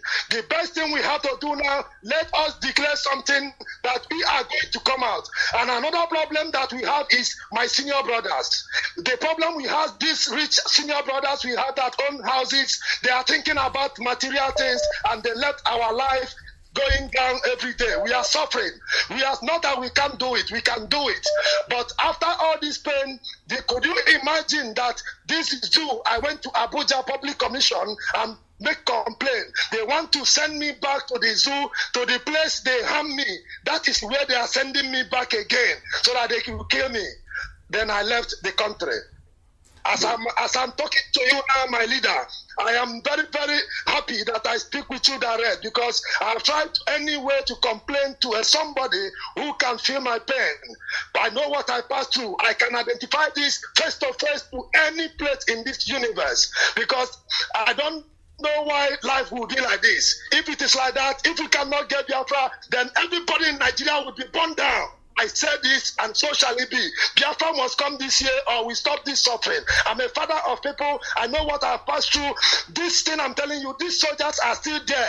They are Fulani men. They told me face to face they are killing their brothers in Boko Haram. That company was written Charlie and Company. Me, I'm a special agent. I monitor Otisioma, that place they used to push fuels around that Abia State to Port Harcourt. Before it was Charlie and Company. Do you know that when they when they kidnapped me, that place was written in Arabic in our own state? In Arabic, it's written in Arabic. Oh my goodness! In Arabic, I swear to Almighty Jiko Kikabiama, my leader, I captured that one very well. I said, why? What is going on? Because 3 years I go down. Where was this? Where was this? Where did you see this Arabic sign? Where? This is in that Osisioma Junction, that place they claim they are building roundabout. That they call it 149 Battalion now. Because I complained about that thing on radio station. Maybe that is the reason they threat me. One. So all they can do is that they are building army barracks and police stations and checkpoints to Islamize us, to take over our land. In our schools, they are building army barrack. They bring innocent out. Oh my God, I saw a lot there. I detected a lot.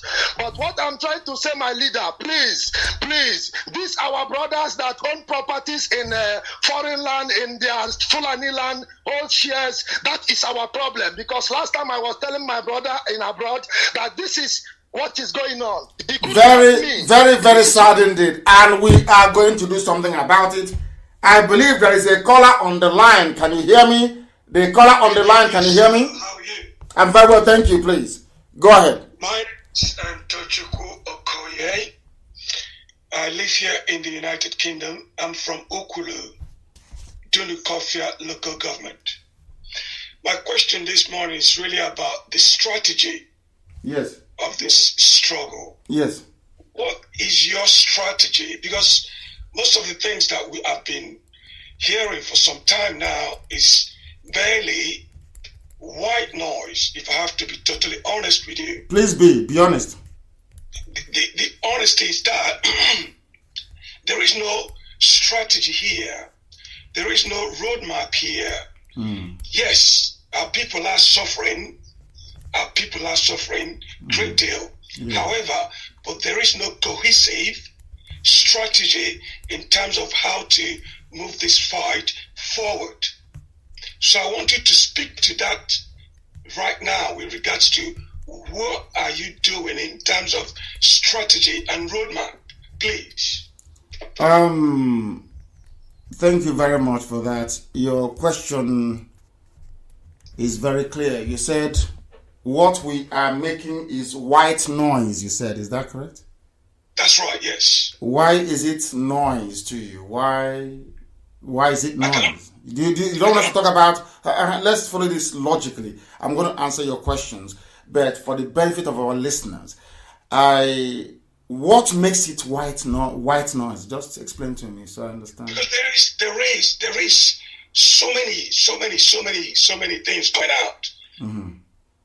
I don't know if you ever studied physical science. White noise is that noise when you turn on radio that goes shh. Yes. And that's what, to me, feels like coming out at the moment from this struggle. No, I don't understand. You call it white noise. That is, are you saying that people are not getting the message we are passing, or what? Are they not listening? Are people not joining? Haven't you been sort of how can I put it? Hasn't your level of enlightenment been increased as a result of listening to Radio Biafra, perhaps, or the activities of IPOB?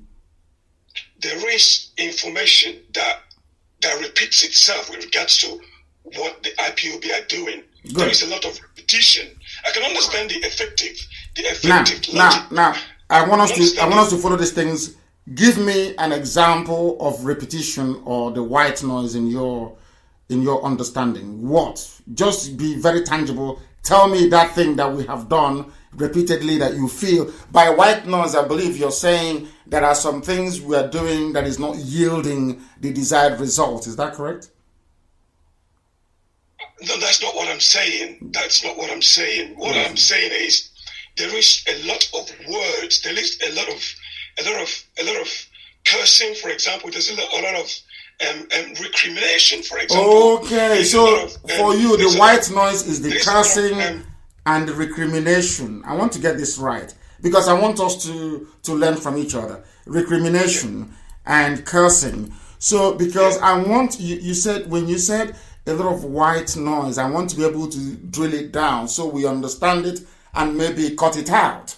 That's what I'm trying to do here. So by white noise, you said something about strategy. So you're not aware of our strategy or what we are doing? Are you aware of the impending special envoy to the zoo, Nigeria? Are you aware of that? Special envoy from the campaign for special envoy for Trump to send a special envoy that the senators have been talking about. Are you aware of that? I'm aware of that, yes. You are aware of it? Yes. Which would you think made that possible? I believe it's the LNC. Oh, okay. That's what you should have said, that you're calling from LNC. That's very good. No, I'm not calling from LNC. Now, I want to ask you a question. What led you to believe that it was the LNC that did it? Because from your own presentations over time, there is not much strategy coming. No, I asked. No, we'll come to that. We'll come to that later on. I'm asking you now again. I asked you who made that possible. This very clamor for special envoy. I asked you who made that possible, and you said it's LNC. And I'm asking you how. By LNC, you mean the Lower Niger Congress people? That's right. And they made it possible. How? I'm asking you a simple question. How? Because of the work, because of what I gathered from the work they have been done, they've done in the past, and what they are doing. And what is that they did in the past? What is that they did? Give us an example. Mr. Tony Nadi, according to what I've seen, has been to Washington, for example, to speak to a panel of senators there. with regards to and for example, the religious persecutions in Nigeria. Do you know that we have our people in the USA? Are you aware of IPOB in the USA? Are you aware of that? I'm aware of that, yes. Did you see me when I went to America? I saw clips. Did you listen to my interview on Voice of America? I saw it, yes. Have you seen my submission to the State Department and to White House? I have not seen your submission, no. Okay, I will try and send that to you also. Are you aware that our coordinators across the states in America are engaging their senators and their politicians over this very matter on a consistent basis? Do you know how far we have gone? That is what you're not telling I can't tell you, because if I tell you, people will subvert it. There are things we are doing that we cannot tell people. Written, for example, a presentation that has no falsehood in it. How can somebody subvert a presentation which can easily be corroborated with the senators or with whoever that corroboration was done then with? I will explain that to you again. If you allow me, I will explain that to you. You started by saying all you hear is white noise and lack of strategy. And I've just explained to you now. I asked you, you're basing what you're telling me on what somebody said. And I will ask you again. No, your own research. And I'm asking you, can you please make available to us NNC submission to any arm of government in the USA? Can you do that for me? I can do that. I can do that, yes. Absolutely. I can do. I would like you to please make that available. And let me ask you another question. Okay. Are you aware that we have people working for us on Capitol Hill? Are you aware of that? No, I'm not aware of that. Are you aware that IPOB spends over 100,000 every blessed month on this very quest to have our case heard and listened to all over the world by a very important government? Are you aware of that? You have said so. No, I have said so. Are you aware of the fact that even the zoo, I'm coming. No, hold on. Are you aware that when the new U.S. ambassador to Nigeria took her position, are you aware that she went to Asorok to present her papers? Are you aware of that? Of course. Are you also aware? Hang on. Are you also aware that during the exchange between her and whoever they claim was Buhari, that the mask wearer on that very occasion complained about IPOB and what we are doing? Are you aware of that? Of course, yes. He has to complain. Now I'm coming. Now, if the so-called president of the zoo complained to the U.S. ambassador about IPOB, what does that tell you? It tells me that IPOB, I'm not saying that you're not having... No, I asked you a question. I'll ask you again. If the president of a country... Hang on. I'll ask you again. I'll ask you again. You will answer me. However, my question is... You've not answered my question. The strategy moving forward. No, you have not answered my question. I said to you again, are you aware that... do you know the significance and the importance? Do you think that Nigeria as a country will come out to say that IPOB is giving us problems if we weren't giving them problems? Of course, you're giving a problem. I mean, there's a lot of groups that gives Nigeria a problem. I know. Why did they mention IPOB then? Out of all the... I'm coming. Why did they mention IPOB? Are you saying we're a terrorist organization? Is IPOB a terrorist organization? No. IPOB is far from being a terrorist organization. But I'm saying that now, the effect you're having is obvious because there is a lot. So it is not white noise anymore. So this white noise is having an effect? This white noise you mentioned? What is behind it? That's what I'm talking now about. let me tell you what is behind it. Let me tell you what is behind it. Where we are going. Are you going to allow me to explain what is behind it? So you can follow it logically. Get a pen and a piece of paper so I can explain it to you. Now, thank you very much. Now follow this very carefully. We studied why we failed between 67 and 70. We understood that the first reason why we failed was lack of media. The narrative was being controlled by the Yoruba people that hated us very much. That's number one.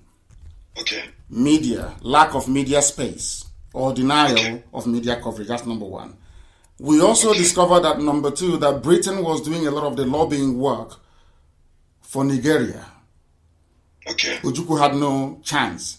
So we knew that lobbying and international consultancy was key. We needed to engage international lobbying firms. Very expensive, I must say, to do this very work for us. Lobbying is number two. We also knew that every leader who's ever come after the war, they always compromised. So we needed to build a movement that is uncompromisable. That is why IPOB is the way that it is. So we cannot be bought, we cannot be compromised. Number four, we also realized that is something called lack of consistency. We needed to build IPOB with the requisite intellectual capacity to be so durable that nothing can shift us from where we are. And five, there was no accountability. Today we are holding the so-called elders accountable. And number six, you are talking about strategy. We have also published what I call a rudimentary principles and policies that will guide Biafra. We need to educate our people, and that is what we are doing right now, even as we're having this conversation. And number six is to put so much heat and pressure on the zoo that they will have no choice than to ask us to go. There are many things we are doing we cannot tell you because we are not as rich. We are competing against a budget of nearly $30 billion US. Nigeria can buy off anybody they want to buy at any time. I'll give you a very simple example. You claim that people, these glory hunters, I call them, they were in America, but they were not in any major news network in America. I was in the United States of America. What we are doing, we are carried by Washington Times. I went to VOA to go and speak. The next day I wanted to go back to VOA. They said, no, I should just speak Hausa language or I should bring a Fulani man when coming. None of these things, from those that want to steal from where they never sold anything, will not tell you this. So our strategy is a very simple one. Today, don't we have a media? In IPOB, Radio Biafra, Biafra Television, don't we have one? Today, is our news being heard all over the world or not? That was something that Ojukwu during his time was not able to do because of the suddenness of the war. Today, the same people that told Owazurike many years ago to engage consultants in Washington, instead he went and bought a house in the USA. They are the same people that we're working with today to make sure that IPOB Biafra is everywhere in America. We have the very formidable IPOB family in the United States of America engaging their politicians on a daily basis because every politics is local. If you don't have people talking to their senators and the House of Reps, you are lying and you're wasting your time. LNC doesn't have such presence in the USA. They can never have it. We are the ones doing it, for your information. And in terms of building a movement that you cannot compromise, that is what we have done. We've been offered everything. We're not fighting for a new Nigeria. You people are fighting for a new Nigeria. Your LNC is part of New Nigeria movement. We are not fighting. Can you stop saying you because I'm not a. Oh, sorry. I do apologize. Accept my apologies. LNC is fighting for new, according to their own literature and documentation. They are fighting for a new Nigeria. We are fighting for Biafra. So there is a very marked difference. I acknowledge what the silent slaughter in Nigeria is doing. It is not LNC, it is silent slaughter in Nigeria, which is a pastor in the USA. It is not him. So I don't like these lies when people come, maybe out of envy or jealousy, they begin to lie against people. I was in DC, moving from office to office, from House of Reps building to Senate, every blessed day for 2 weeks. I did it 2 times. I met senators and we discussed. And sometimes in international diplomacy and politics, there are some things that you're told in confidence. You are not allowed to divulge in public. Or else, when you go back again, they will not trust you with very sensitive information. So sometimes people want us to say things that we are doing, but we prefer our actions to speak louder than our words. It was also the same presidency, not once, not twice, not 3 times, that came out and published that it is IPOB that is making their life a misery all over the world. And it is IPOB that is pressing for the special envoy to be appointed. And I want to make this also very clear to you as well. We have a roadmap. It is very simple. And I've said it from the beginning. We educate our people. We consult extensively all over the world. And we are going to have a referendum. And Biafra will be declared. It's a very simple process. It's been there from day one. So when people talk about roadmap, we are the only ones that said define the boundaries of Biafra. And we have defined it in a very simple, crude form that no one can actually fault. Wherever you see anybody trying to piece of wrapper our mothers is our land. Nobody can fault that. Nobody can dispute that. Yet they say there is no cohesion, there is no strategy. Yet the zoo is crumbling every day. When we talk about Jubril or before he ran away, when we talk about Asoro being empty, you don't see that as being a strategy, as collapsing the zoo from within. So I don't know if the strategy people are talking about is for us to go and carry guns. Then they will know there is a strategy. So I'm still at a loss to understand why somebody who is answering Nigeria, new Nigeria movement, can claim anything that has to do with Biafra when there is no single documentation submitted anywhere by these people that you're talking about, by this individual you're talking about, that contains the word Biafra in it. None whatsoever. So I don't know how people can be taken in by blatant lies and misinformation. If there is any single document, please, I'm waiting for you to publish it. And I'm prepared to read it from top. With regards to that, do you think we as Igbos should be going this alone? Aren't we supposed to take those around us with us so that what happened in the war wouldn't happen again? Do you want me to tell you how many people? I said it's not many things that we divulge in the public. Our DOS contains almost every ethnic nationality in Biafra land. And we're expanding it every blessed day. You have been, if you go online, you will see it. We are inaugurating new family units across Bayelsa on a daily basis. A group here is there doing a very fantastic job. We are in Cross River. You know, God that are begging us to come. You heard, before you rang, my dear brother, you heard somebody call from Eshan saying we are Biafrans. You heard somebody call from Igala saying we are Biafrans. How can anybody fault such a strategy? Now, I keep asking you this question. I keep asking them all the time. Are you asking me to bear a name that has no resemblance to who I am? By the name you answer, I will be able to know who you are. People from across Biafra land are identifying all the way to Bini, and people are still coming out and asking again, take everybody along with you. When you hear them speak, you heard them speak this morning. How can you say they're not with us? Of course they are. You know, what people say and what they do are totally different things. You, by experience, you should know that people will come online and say different things, but however, when the book comes to shelves, they will not do anything. They will then become malleable, for example. So but I'm looking to see what documentation is there, what agreement is there with regards to these ethnic kingdoms that we are supposed to be working with. Let me tell you something. I don't want to make, as I told you before, the reason why sometimes we are circumspect about how we approach these issues are these. We know how intimidating and how frustrating the zoo can be. If you announce somebody who is doing something for you, say for instance in Ekoi or in Ejagam or in Efik or in Oron, the next day the local DSS will pay them a visit. You understand that very well. So there is not a lot of, some of the things that we do is not in the public domain. But if you go to those villages and those towns, you will understand.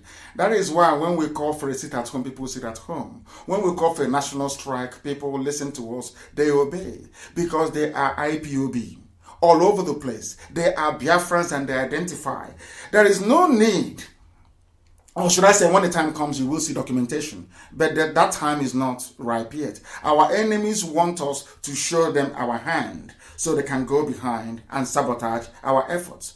There are people going behind our backs, gossiping the same way they have lied to you and gossiped to you. And I've asked you people this thing before. This LNC that you mentioned, have they held any national convention before? Where are they? Who are their members? How can you have a movement that has no membership? Only one person is the Secretary General, is the President, is the Vice, is the Treasurer, is everything. One human being, supported by the zoo, given money by those that I know in Lagos. Do you understand me? How can I'm now asking you this simple question. You are in the UK or in America. Where are you? I'm in the United Kingdom. Is there any LNC in the United Kingdom? No, there is none. Is there IPOB in the UK? Yes, there is. Is there IPOB in Germany? I believe so, yeah. Is there IPOB in Hong Kong? I believe so. Is there IPOB in Indonesia? There are. Is there IPOB in Australia?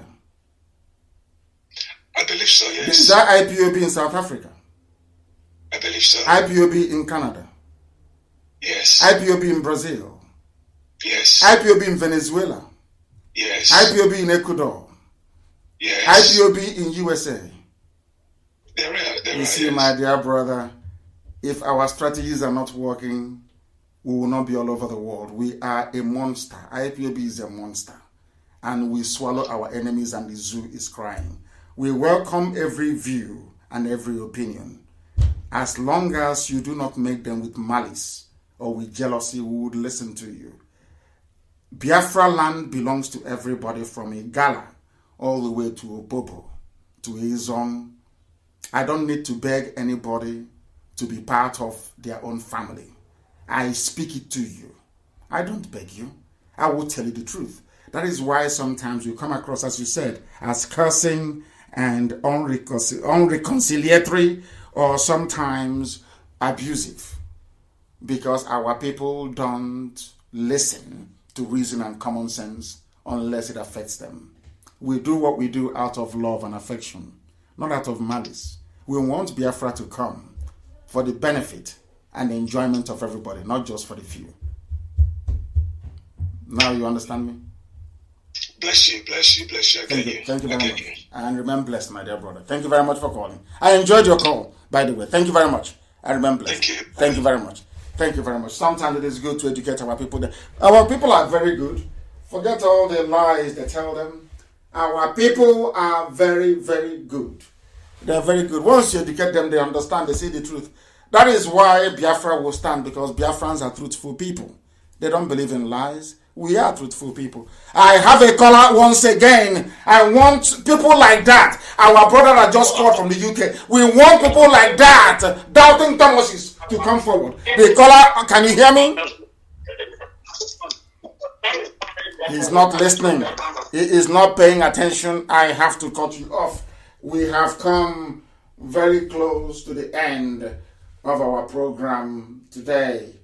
We have come very, very close. Our people sometimes, I'm not upset with people like that. He is speaking how he understands, but when you explain to them, they always understand. You know. The caller on Skype, can you hear me? Yeah, I can hear you. My name is Chijoke Konko from Imo State. And where are you calling from? I'm calling from Indonesia. Thank you very much. Please go ahead. Yeah, I really appreciate the great work we are doing. I just have a contribution or something to say, but before then, I want to ask one question. Go ahead. During the Biafra existence, during that year, did we have Biafra passports? Yes, we did. Okay, this is what I actually want to know. We did. And I also want to, if some people use that passport, were people able to use it to travel then? Yes, of course, people traveled with it. Because Chief Justice P.K. Nwokedi, that Ojukwu sent to Bulgaria to go and look for help, and all Biafran diplomats, they traveled on Biafran passport. We had diplomats during the war. We had diplomats. As Biafrans, we had nations that recognized Biafra, like Tanzania, like Gabon, and Sierra Leone as well under President Hufet Burney. So we had people that recognized us. You cannot travel as a diplomat with the passport of Zoo, Nigeria, and then you go there, you claim you're a Biafran. Doesn't make any sense at all. We had our passports and we traveled with it then. Okay, this is what I want to actually confirm, because if Biafra should come, we need more people to be able to travel with the passport so that other countries can testify with Biafra. Because by so doing, even to have the Biafra stamp, whoever that is living Biafra border should have that stamp that is stamp the person out of Biafra. Even if you're in Nigeria before Biafra came, if you are moving out of Nigeria, you go by having that stamp on Biafra on your passport. If there is a white foreigner, before they go back to their country, they should have the Biafra stamp. It's Biafra. Everything is Biafra. And remember that when Biafra comes, all of you outside, you're going to bring back your children. All those children you gave birth to outside. Biafra is going to be like a rainbow nation, a true rainbow nation. We have children in Japan, we have children in Indonesia, we have children from Malaysians, we have children from China, we have some from Russia. Our children are from even South Africa, from Brazil, from Ghana, from everywhere. You bring them back, and Biafra will be a truly colorful rainbow nation. And we welcome all of them with open arms. We welcome them with open arms because blood is always thicker than water. We have a caller on Skype. Can you hear me? The caller on Skype, can you hear me? For the last time, can you hear me? I can hear you loud and clear. Am I coming out clear? Yes, you are. Your name and where you're calling from, please proceed. My name is Chimobimba, and I'm calling from Aba, to be precise, in Biafra land. Thank you. Please go ahead. We are listening.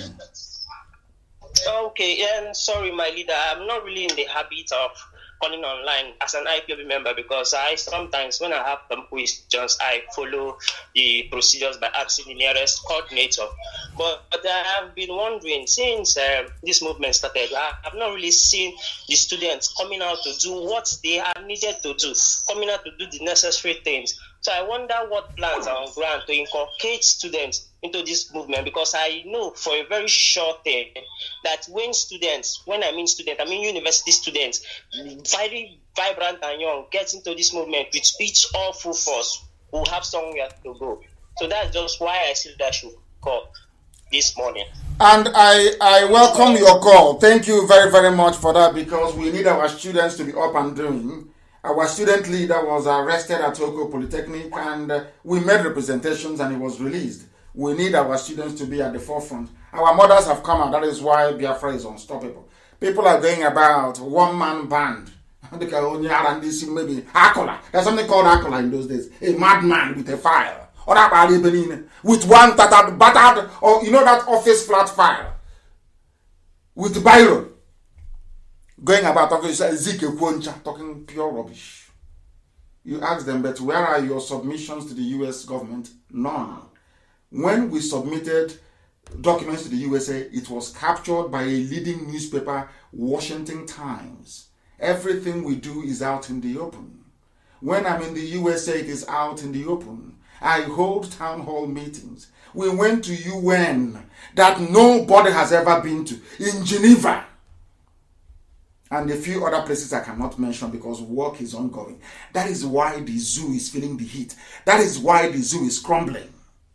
They don't understand our strategy. All this, and not about our dear brother that just called, baby saboteurs, talking rubbish. Do you know how intelligent Biafrans are? Do you think people can be mobile? Do you know who we are? As stubborn, as recalcitrant, as immovable as we are, to establish IPOB all over the world is by the grace of God, not by man. You think our people will follow you if you're not making sense? Our people, as intelligent as they are, you think they'll be following you? Our people, as somebody told me once, our people don't follow human beings. They don't. That is why if you come in your village and you're walking, they may say, oh, Day, Lotola, oh, how are you, sir? You've come back. The only thing that can work out now, both children and adults will follow, is a masquerade. Ask yourself, why? Why is it that when they see masquerade, a child will abandon everything he or she is doing to follow that masquerade? Adults will also acknowledge. Because our people, we don't believe in worshiping human beings. We revere that thing we cannot see. So for IPOB to be in over 100 countries and territories around the world tells you we are doing something right. Our enemies want you to believe otherwise. Even they themselves, they know they don't have the clout to do anything. Only IPOB does, and they know it. And maybe behind our back, there are even IPOB family members, you wouldn't know. Maybe when the day comes now, they'll tell you, see, we have been IPOB all along. The caller on WhatsApp, can you hear me? The caller on WhatsApp, can you hear me for the last time? Somebody called and they're not saying anything. What a shame. What a very big shame. The caller on the line, can you hear me? No. This man keeps calling. He doesn't even listen. He just calls and calls and calls. The caller on the line, can you hear me? Yeah, I can hear you properly. Please, your name and where you're calling from? My name is Chidebere. I'm calling from Doha. From Doha. Yeah. Is there IPOB family in Doha? Yeah, they have, but I'm not yet there now. I am waiting. Even in Doha, we are there. IPOB is in Lebanon. IPOB is in... Oh, these people, they don't know how big we are. Please go ahead. Please go ahead. So there is something I want to ask you, or what I want to ask you. The issue of this IPOB, there is something they normally do, which I think I should ask a question about. Yeah. Go ahead. Whenever you said something, you go extremely mild to prove it, to give facts and figure. But some of our IPOB, there is something they normally do. When someone online chatting with them, they keep talking and insulting the person without proofs, like you normally do. Because why I'm saying this, I have tried this so many times and it worked for me. Whenever I'm discussing with people about Nigeria and the IPOB, the way things are going, and Nigeria need to be divided, so they disagree with me. But when I present those facts and figures about them, give them the reasons why Nigeria should be divided, at the end of every conversation, they come back to agree with me that, oh, Nigeria need to be divided. Even Yoruba people. Like last week, I had a conversation with a Yoruba man. At the end of everything, even he went ahead to give an example with India, that Indians as population as their population are, meaning that they are not even talking about dividing their country. I said no, Indians were once together with some other countries. Later, those countries get their independence and be on their own. So at the end of the conversation, he agreed with me. But some of our IPOB members, especially those on Facebook, they fail to do some of all those things. Rather, they keep insulting people without giving them the reason why they should join IPOB, the reason why they should fight for their freedom, the reason why they should divide Nigeria. So I want to ask you, what can you say about those people? No, I don't. I want our people, when you have lost 5 million of your people, your mothers, your fathers, your siblings, and on top of that, people are coming again to kill you, you must forgive us if we insult you. Because we don't have time to start massaging issues. Of course, it is my job and the duty of the officers of state to explain. But some people don't have that because they expect you to know. If you don't know, then you're a fool. I used to have that type of mindset. Fulanis are in your village killing people, and you want me to come to bring bread and sardine and tomatoes to you before you listen to something that will make you to be alive. So at least you can understand our frustration when sometimes we find it very difficult to comprehend why certain individuals don't do that which is right. But I accept what you're saying anyway. We must explain. We must explain. And we must explain to people. Very, very critical and very, very important. And I thank you very much and continue doing it. And you must join the family there. I have somebody on the line they've been trying to call. I called them back, yes. Lawrence, can you hear me? Yes, I can. Please give us your name once again and where you are speaking from. Oh, well, my name is Lawrence and I'm calling from El Paso, Texas. Thank you very much. And why have you decided to call this very morning? Are you a Nigerian? Who are you? Please explain to us. Oh, well, I'm actually Black American. I DNA tested about 2 years ago, and I found out I was of Igbo descent, so that's my story. You did a DNA test, and you found out that you're from Igbo land. You are from Igbo descent, is that correct? Yes, sir. And you are not a Nigerian that emigrated to America. Your parents did not emigrate to America. You're you're an African American, is that correct? Yes, sir. We've been here since 1816. 1816. Your ancestors left the Holy Land of Biafra as captives to America, and you DNA tested, and you found out that you are Igbo. And I say, may God Almighty in heaven, that your ancestors worshipped, and which you shall worship one day, guide, protect, and keep you. Please go ahead. What do you want to say? Go ahead. So my question is, I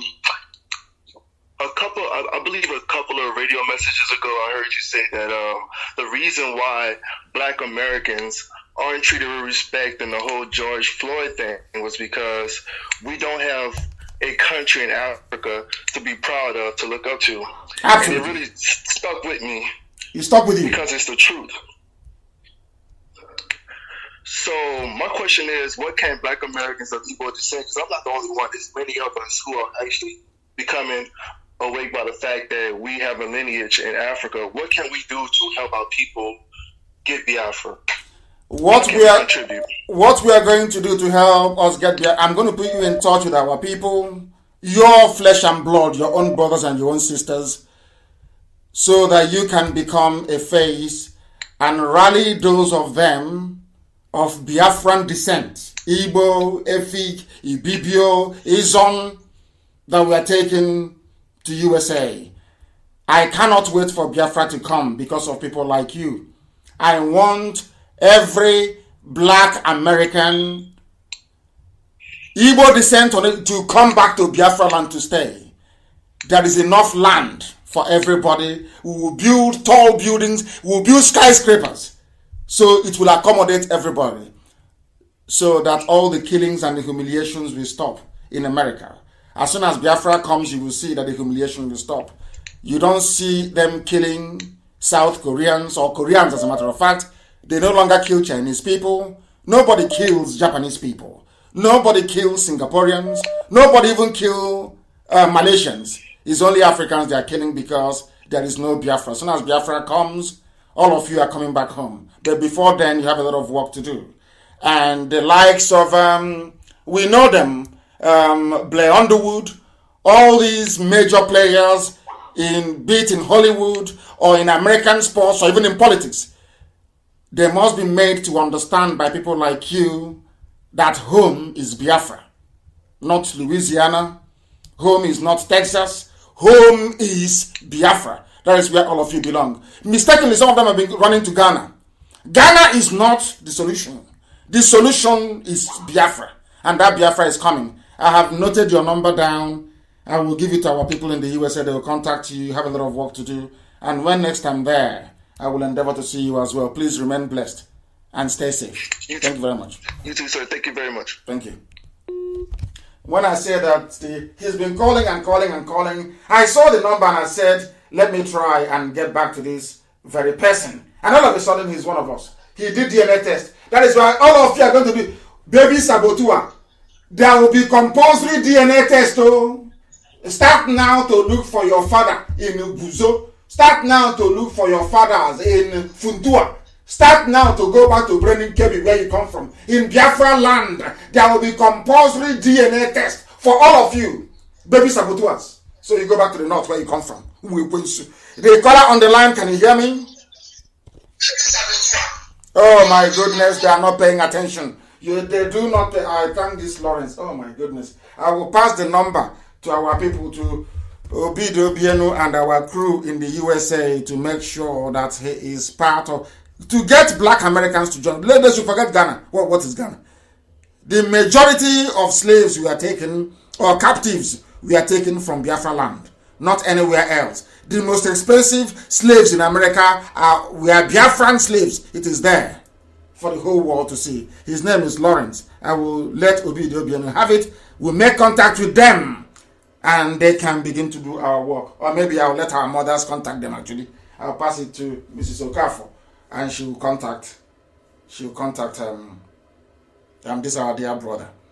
The caller on the line, there is somebody called Glenn David, and I want to be able to speak to him. The name sounds Glenn David. I want to find out who this Glenn David is. I am the one who is calling him. We want to find out who he is. If he picks up the line, then he will be able to speak to us. Can you hear me, the caller on Skype? I called you back. Can you hear me? Hello. Yes, please, your name and where you're calling from.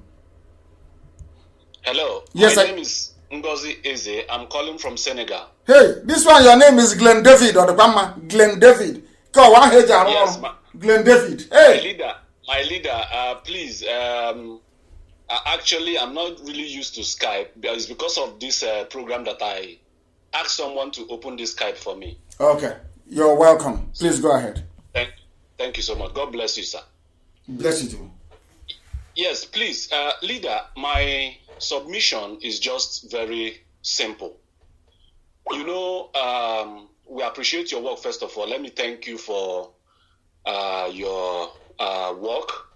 And I also want to tell you that God is going to bless you, because it's very clear that when you see the blessings of God, that is why you look even younger than me. I'm 41 years old, but if you see me, you think that I'm even older than you. So I believe that's the blessings of God. It is. Yes. It is. So my leader, what I want to say is this. You see, this our struggle. You've been doing a lot of work, and I believe most of us on ground are also doing something very, very, serious. But you see, what gets me really angry is the attitude of most of our leaders and people that I call hypnotized youths, mostly in Abia State. I'm from Abia State. I'm from Bende local government. Yes. And I see things that are happening. You see a situation whereby people are dying because of poor health situation, because of poor pollution, environmental pollution, mostly in Abia State. And you see somebody that is a graduate, who claims that is a graduate, he will say, continue, ride on, my governor. And you see, these people, sometimes I think, I don't know whether these people are mad. So now, my submission is that, is there a way we can, I don't know whether it is safe for me to say this thing on air, but I have to say it. I think this march to freedom has to start within our communities, right inside our houses. Let us figure out these fools. I call it nderiri. People that their brains, of course, the people that have hypnotized these youths, they know what they are doing. These guys are so evil and wicked. What they just need are those crumbs coming out from the pockets of the alamajiri, the janjaweed. So this march, I want to submit that if there is a way, if there is any strategy that can be put in place, maybe in a secret way or whatever, let us begin to fish out, because my unit, my IPOB unit, where I took an oath in Iguacha, if you are not an IPOB person, if you're a landlord there and you're not IPOB, we don't trust you. You don't come to our meeting, even the community meeting, you don't come. And Tell others that this person is a sabo. It's as simple as that. We don't care what you think. We don't care however you want to look at it. But the truth is that for we to trust you and give you any sensitive position or responsibility, you must be an IPOB person.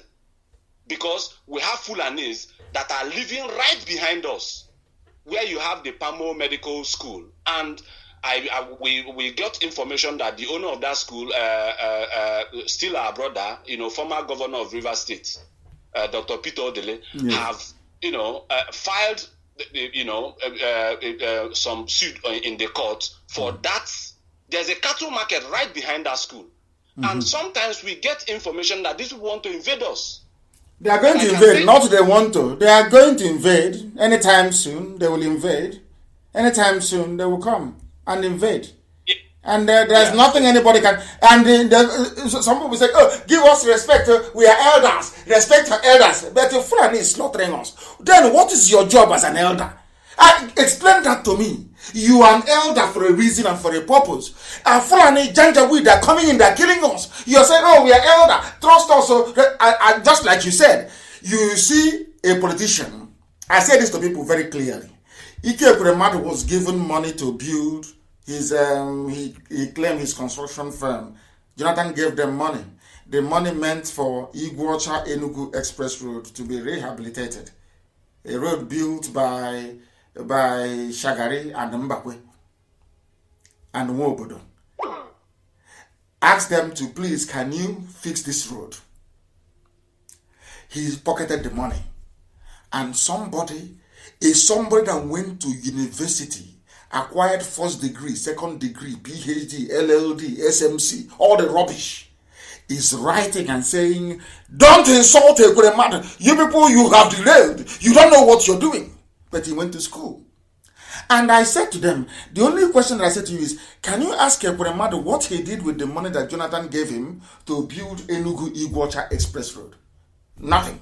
And because he pocketed that money, the Janjaweed, the Fulani, they know that is compromised. So he can no longer speak against Fulani headsmen killing people in Enugu. Do you know why? Once he opens his mouth, they'll tell him, we'll probe you. We'll make public all the money you have stolen. These are the things that our people don't understand. It's not that we hate anybody. We are saying, as you quite rightly said, once you're contaminated, please stay out of the way and allow us to proceed on our journey. Thank you very much for calling. We have stayed, I think it's nearly 2.5 hours now. Baby saboteurs. Some of you, I say, people are just making me laugh. I'm reading some comments on my page. They're saying that some of them, their father is in Cameroon. If you know your baby saboteur, start now to look for your homes. Some of you are from Niger Republic because we have some soldiers from Niger come to fight between 67 and 70. So some of you are from Niger Republic. Go and look for your family in Niger Republic, Niger Republic. Some of you are from the Cameroon. Go and look for where your father comes from, the Cameroon, because there will be compulsory. I want to prove this thing to everybody, that there is no genuine, full-blooded Biafran who is not a lover of freedom. None. The only person who will have issues with how IPOB is piloting the affairs of Biafra is one, those who have been misled or misinformed, and secondly, by those who are fathered by people who are not Biafrans. Your father is not. Look at how people from Egala, Kogi, is yearning for Biafra. People from Isan is yearning for Biafra. You that claim, of course, you are from the north, most of you. I thank you all this very morning. It seems as if I should continue, but we can't. We have to bring it to a close next week, Friday, the same time, 7 a.m. in the morning. But what I have to say to all of you is this. We must keep on, we must be relentless, even more ruthless. But as I have said, allow Nyanwodo to be. I am rescinding the order that I gave. Do not stone Nyanwodo, leave him. We give them only 3 months. But Any day there is a Fulani, in fact, they are doing it already. They are taking over, they are invading everywhere. Just pray for them to stop eating cow meat and to repent. Or else what will come in the future, they will not like it. It will be more than an insult. We are not insulting anybody, we are simply telling you the truth. If you're a fool and we tell you you're a fool, it is not an insult. You will by an elder, but a very stupid elder. It doesn't mean people are insulting you. We are merely telling you the truth. You are there and your so-called children are being slaughtered. You're not doing anything about it and you want respect. Are you not mad? You must be insane. And hopefully by next week Friday, some of the saboteurs will summon the courage, I will say, to come and debate us on air. We will not chase you away. You'll be there and make all your points. Once again, I thank you very much for listening. From the very bottom of my heart and sincerely speaking,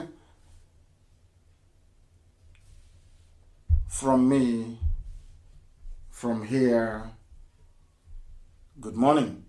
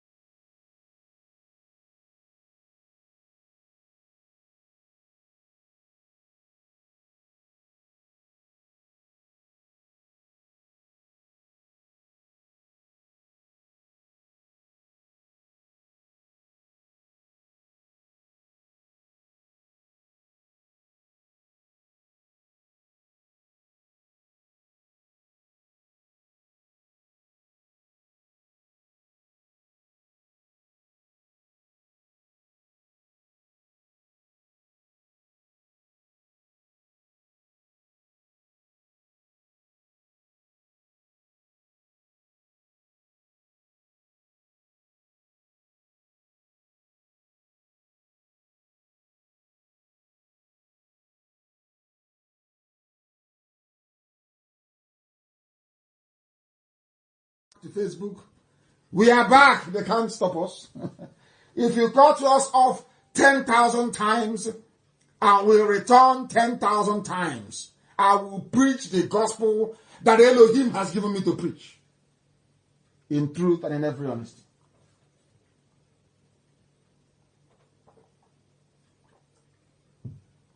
I just had a sip of water. We are live. Tell them we are live on Facebook on my page. Mazi Nnamdi Kanu. We are live on my Facebook page. 400,000 followers, which is nothing anyway. But that's what Facebook allowed me to have. That's the original one, the original page where you can find me. My goodness. We are back on my Facebook page to preach the gospel of heaven. I am here. David Nnadu, I'm here. Ebube Chukwuzo, favor, I'm here. Kelechi Uchenna Nwobodo. What are you talking about? We are live and direct. I want to preach a gospel this evening that Elohim asked me to preach about the Yoruba race, so that they may turn from what they are doing and become good people. As I was saying before, I was rudely interrupted by Facebook. I wanted to assert with every degree of certainty that the Yoruba race were never one people before. It was due to war and conquest that made them one. A war and conquest that Igbo people never embarked upon. The Egba nation is a separate people. The Egbas are separate people. From the Oyo, from the Ijebu, separate. The only thing that unites them is the Oyo Empire. That's the only thing that unites them. And to prove it to you, as I'm telling you, just be jotting them down, be writing them down. Egba Nation, Egba, EGBA, they have their own national anthem. Do you know that? The same way Urobo has, because some of you don't know that the song I play these days first, before I play Rex Lawson, is Urobo national anthem. Some of you don't know. I play it. If you like, I can play it for you again. Yoruba they have their own national anthem. I play Urobo national anthem every blessed day. Some of you don't notice, but I do. I want to play it again for you, so that some of you who may not know will know that we are everywhere. This is Urobo national anthem. Urobo national anthem. Did you hear that? That was Urobo national anthem. The same way that Egba in Yoruba land, Egba kingdom, they have their own national anthem. They have the Egba anthem. I don't speak Yoruba. I would have tried to read out the words for you. But I know this one says, Lori Oke Ogun Upetele. I don't want to make mistakes, please. They have Egba. They have their own national anthem. I want to prove to Yoruba journalists that this their divide and rule is not good. It is not good. Yoruba, your divide and rule, this thing you're helping Fulani to divide people and conquer them is evil. Because at a time, you were not one nation. Nobody has dug in to be saying, oh, by the woman, by man, or your man. No. We respectfully refer to all of you as Yoruba. Why do you always want to come into Biafra land to divide people? Why? Oh, because you two need access to oil. I've forgotten. Alakija and Otedola. It's all oil, isn't it? Zoo. What happened to the Yoruba? What is happening to us now happened to them. What is happening today to us happened to them. Do you know that, I'm going to give you a bit of history. Unbelievable. Unbelievable. Hi, Elohim. Othman Danfodio, whose grandson was Ahmadu Bello. I want to tell you why Fulani hates our people so much. I want to tell you why Fulani want to take over Delta State. I want to tell you why they are in Okpanam, which the Obi of Okpanam or the traditional ruler in Okpanam did not see. I want to teach him tonight what he never knew. The all-conquering Fulani man.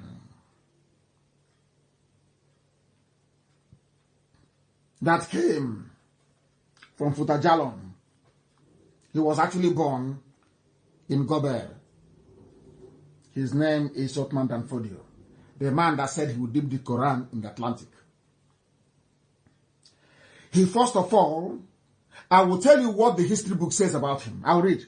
Following a jihad led by Uthman Danfodio and a rapid consolidation of the Hausa city-states of contemporary northern Nigeria, the Fulani Sokoto Caliphate invaded and annexed the Buffer Nupe kingdom. Nupe were ancient people. Fulani swallowed them. Listen, all of you talking about one Nigeria, you are preparing your own death. Go and dig your grave because Fulani is coming. The more you say one Nigeria, please go and be digging your grave because all of you will be swallowed up. Now listen. They have cut us now. They have left us at about 7.6K. We will continue. If you like, there will be only one person left. I will preach. They invaded and took over Nupe Kingdom. They now started to advance southwards into Oyo lands. Shortly afterwards, the Fulani army overran Yoruba military capital in Ilorin. You know, Yoruba Irats never looked it over. They never talk about Ilorin. They don't like it. And that's how to cure them. Anywhere you see a Yoruba Irat writing rubbish, simply go and take the history of Ilorin and dump it on the thread. They will disappear. You know, they are masters at deflection. If you write something now, they will never debate you on that thing. They say, oh, but Ojukwu ran to Ivory Coast. If you're stupid, you follow them. Ignore them. Bring them back to the subject matter. If they refuse, after 2 attempts, you give them Ilorin. Anything they say, you remind them of Ilorin. Ilorin was the military capital of Yoruba people. Where the IRA on Okakan for wars, Afonja, their overall field marshal.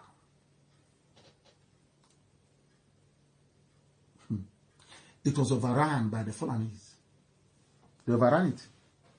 After they took Nupe, the same thing they're not doing to us. Can you see what they're doing? The same pattern. They have the same strategy. The same pattern. It never changes. But my only happiness now is we are everywhere. The world is watching. They are pretending they don't know. I know that the British High Commissioner is covering up for the Fulanis as best as possible. The U.S. ambassador is doing her best to cover up all the atrocities. We are waiting for them to start. We are in our land, and they came, so we are waiting for them to start. Once they start and we unleash our own madness, nobody will now say that, oh, but the Nigerians now, they are free to travel to anywhere. Are you following? Now listen. They overran Yoruba military capital of Ilorin, and then they sacked Fulani. Hi, Yoruba, why are you following Fulani? Now look at what they did to you. Why are you following them? They destroyed Oyo Ile. Fulani destroyed Oyo Ile. Today, Yoruba is following Fulani, and I'm asking why. Why, Yoruba? Why? Oyo Ile, which was the royal seat of the Oyo Empire, the great Oyo Empire. Their royal seat was at Oyo Ile. Do you know the Fulanese sacked them and killed them? Today, Yoruba is serving Fulani. Hey, unbelievable. Following this, Fulani so much dealt with Yoruba that Yoruba abandoned Oyo Ile and they ran south. In other words, Fulani have been chasing Yoruba into... Hey, history is very good. They have been chasing Yoruba. They sacked them Yoruba abandoned Oyo. They ran. Yoruba ran away from Oyo.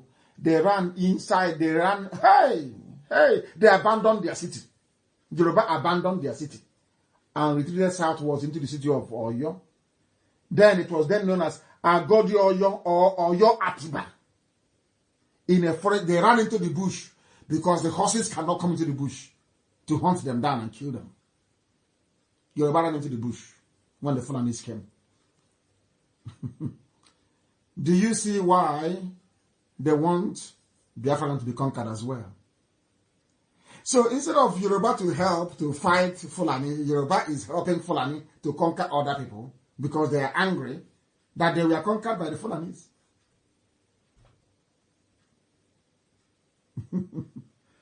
Hey, Eligwe, our politicalism, they give me a message and I give to the living. I want Yoruba to wake up. I say everything I say so that Yoruba can wake up. If you're angry, you wake up. Just wake up and do something. Look at how Fulani disgraced you. Look at how Fulani humiliated you. Chased you from one capital to the other. Anywhere you are, Fulani will be chasing you. And today you're serving Fulani because of presidency. Ordinary presidency.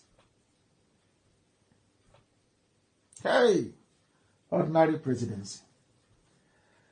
Oh, Fulani chased Yoruba into the forest, oh. Hey. Oh, man. Yoruba took carried their over, and the royals stood into the forest. They ran into the forest. Oyo and the Ile-Ife are also different people from Elijah. These are different nations, bound together through war and conquest. Yoruba was never one nation before. I never wanted to preach this very good, but I had to preach it. Because they believe in dividing people. You come to Ikwere land that you know is Igbo. You have Igbo, you have Nwike, you have Peter Odele, you have Chibika Amechi. You know these are Igbo names. You know these are Igbo people. But out of spite and wickedness, you want to divide us. You go to Izon, the proper name. You tell them you're Niger Delta. You forgot that most of them there are from Arochukwu. Thank you, Briggs. Are you not from Aro? You don't have Arochukwu blood in you. Don't have Arochukwu blood in you. A woman that I adore and respect, of course, immensely. I do. But I want her to stop all the whole Niger Delta nonsense. I can't stand it. Which non-family in a John land that doesn't have Arochukwu blood? I say name the family. Name it. Which family in a John land that doesn't have Arochukwu blood during slavery? Name now. Give me a name. We have the evidence, you know. Illegal, we have the evidence. Yoruba or your man is different from Ile-Ife. Ile-Ife is different from Elijah. You're different from Egba. You're different from Ijebu. I've counted 5. But why do you want to divide other people? I ask you. We must continue. Now listen very well. I want Hausa to listen. This message is for Hausa people. I am giving Hausa a message. Hausa, it is a message for you. The same way I've given Yoruba their own message, I'll give you yours. Let me tell you, and as I'm warning Hausa, it is also a warning for the Igbo sophisticated Fulefus in America. Are you listening? Shehu Usman Danfodio, Otman Danfodio. His name when he was born was Usman bin Fodio. I want to prove to you the link between the Fulani Caliphate and Saudi Arabia. Elohim. Uthman Danfodio was born on the 15th of December 1754. He was born in a place called Gobir. Gobir, Gobir, is an Hausa town. Do you know when he died? By the time he had finished dealing with the Hausa people, they renamed it Sokoto. Can you believe that? He was born in Gobir. He's like somebody being born in Obunike. The Fulani is now being born. The Fulani Dibia in Obunike. Let's say he gives birth now to a child, like Uthman Danfodio. That child will grow up in a place called Obunike. But by tomorrow, that place will become Sokoto Allah, as they have Katsina Allah in Benue. Can you believe that? Hey. He was a teacher. A religious teacher. He claimed he came to teach, that he knows how to teach Quran. But he was also a revolutionary.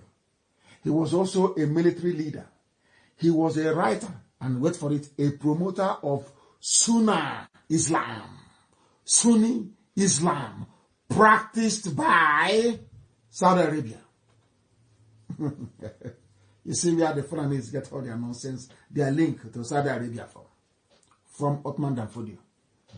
He preached Sunni Islam, and he was the founder of Sokoto Caliphate. So all these Obunike, those in Amansia, all the people you're selling land to, they will give birth to their children will kill our children, and they will rename our towns. Obunike will change. Amansia will change. Opa will change. All the places you have sold land to Fulani, in the next 70 years, their names will be different.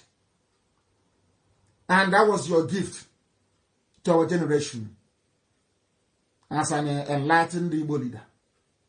Do you see why I hate Ohaneze with a passion? If you know what I know, you won't just hate them. If you see them, you put a knife to their throat. These are evil men. Look at what the same people, what they did to Awasa is what these idiots want them to do to us.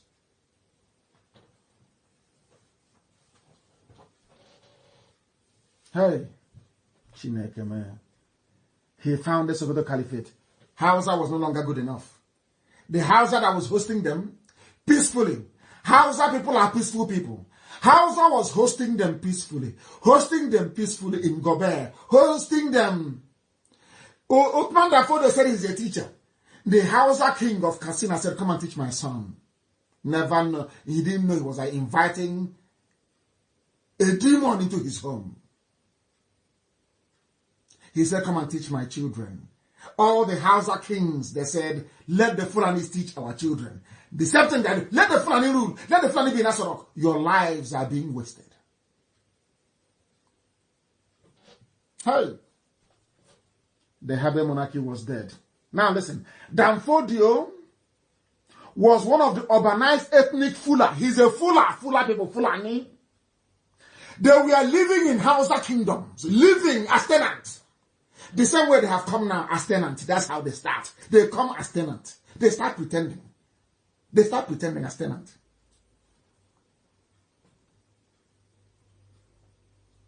Oh, dear me.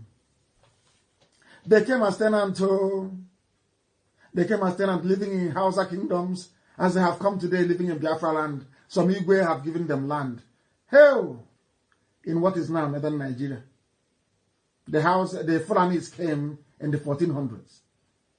He belonged to the Maliki school of fine Islamic jurisprudence and Qadri.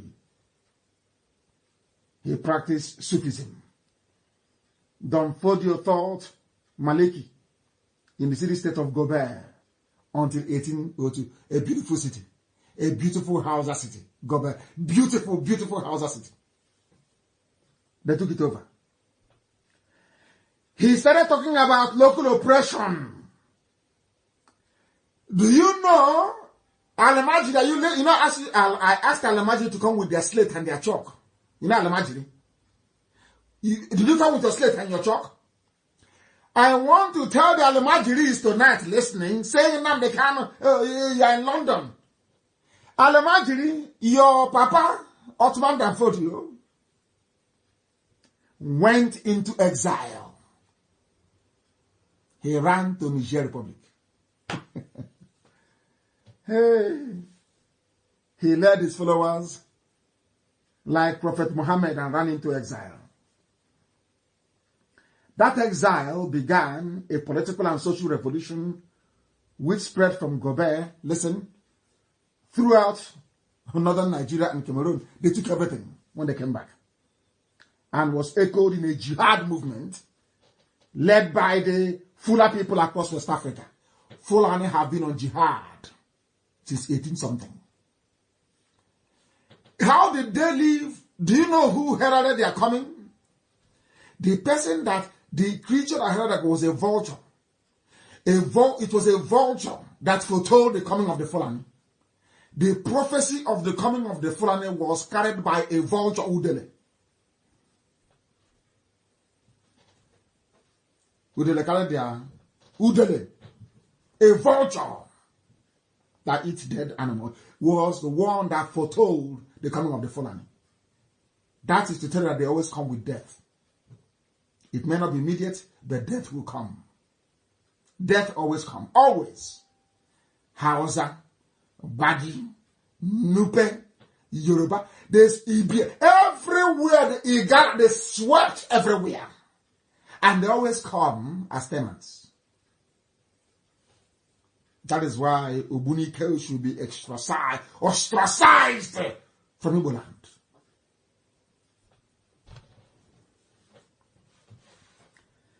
The Fulani have been on jihad. What else do you want me to tell you? What else do you want me to tell you? Danfodio wrote books. He said he was developing a critique he was criticizing other Muslims that they were corrupt and greedy. And they violated the standards of Sharia law. They were fighting corruption. The same thing they're doing today. You people are dumb. Yoruba media, you are foolish. Before they take over your land, they always tell you they're fighting corruption. Corruption. That was what they told Hausa people. And Hausa peasants, the same thing that Yorubas are doing as some Igbo people in America, they agreed. And they came, and their cultures were no more. Hey! Oh dear. Do you know his title? He was a Mujahid, a reformer of Islam. These are the people you want to be in one Nigeria with. Where are those people from Edo talking rubbish? These are the people you want to be in one Nigeria with. You have signed your death warrant. You have signed it. And as I was also looking at the facts of life and history, Elohim gave me a message and said I should preach it. According to Encyclopedia Britannica. Encyclopedia Britannica. This is why anybody answering to Niger Delta is an imbecile. What did hey, that's the highest of the highest now. Encyclopedia Britannica, who doesn't know? I want to tell those in Pandev, those who foolishly call themselves Niger Delta, that Ibibio people, listen carefully please, Ibibio people, by which I mean, and all the rest of them, listen. They are people of southeastern Nigeria. Encyclopedia Britannica. Mainly in Cross River State. So when I told you before that Cross River was the proper southeast, now you can believe me. From Encyclopedia Britannica. Heaven is giving me a message to give to the living. That's what I'm doing. They speak dialects of Efik Ibibio, which means that Efik and Ibibio are one. But I'll get to that later. But now it's how we have a tribe, so Efik, I'm Efik man, I'm Ibibio man. People are so foolish. Those dividing you are one, but they want you to be divided. Now listen, they speak dialects of Efik and Ibibio. a language now grouped within the Benue Congo Niger branch. Now listen, the Ibibio comprise the following major divisions. Ibibio comprises of Efik. So now I have proven to you tonight that Efik comes from Ibibio. And if Ibibio is Ibonda, what tells you about, what is it about Efik people and the Jagam? That we are all Igbo people. I'm coming. Listen carefully. This is Encyclopedia Britannica. The same Encyclopedia Britannica that in 1929 affirmed that Igbos have Jewish link. In 1929. Now listen. The Ibibio comprise the following major divisions. These are branches of Ibibio. What is number one there? Efik, Eyong, Eket, and even Andoni people. And Ibeno. Andoni. Also Anang. Because I have Anang friends who get upset. They say the people don't like us. They say you're talking rubbish. We are all one people. Anang is a subdivision of Ibibio. Ibibio is the main one. Then Anang is a subdivision. Efik is. And the proper Ibibio people are those who occupy the eastern flank. They say. Are you following? Are you following? Hey, Eligwe, Eligwe. And what are their secret societies, as I said, of Ibibio, of Efik, of Anang, of Eket? What do they have in common? Hey, they have Epe, Epo, Okonko. As they will say, they say this is end of discussion. Are you going to tell me about Niger Delta again? Are you still going to be stupid about this Niger Delta rubbish? Have I now proven to you that Efik is a subdivision of Ibibio? The same thing with Anang, Eyong, Eket. And I have told you what Ibibio means. Is it now very clear to each and every one of you who we are and why they are struggling to divide us? And why I hate any idiot mouthing that rubbish, Niger Delta. We are all one people, one family, one IPOB. Idiots everywhere. Go. And how about the Ijaw people? Izong.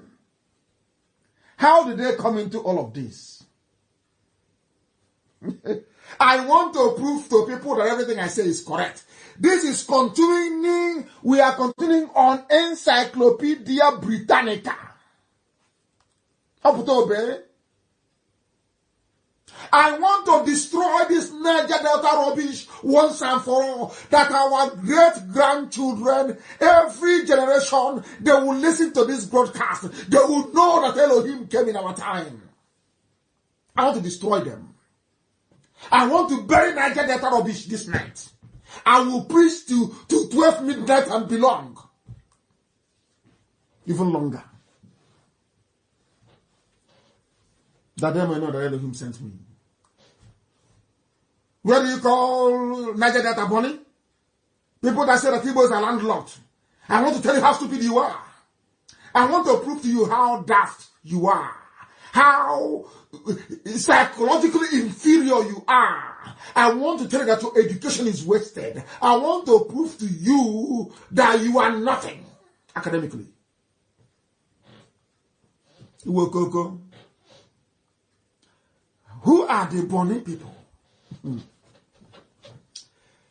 Their original name, according to British people, Encyclopedia Britannica, the name of Bonny, which I know our brother gave us as beautiful people, is actually Obani.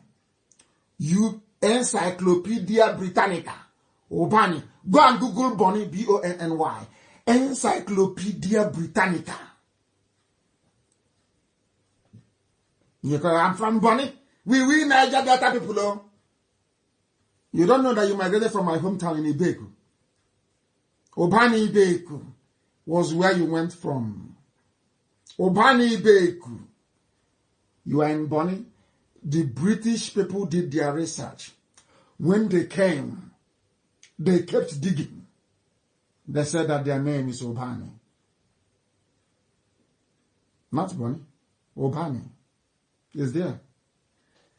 It's a town. It was situated in the Atlantic Oil Port in Rivers State. Rivers State. Obani Beku.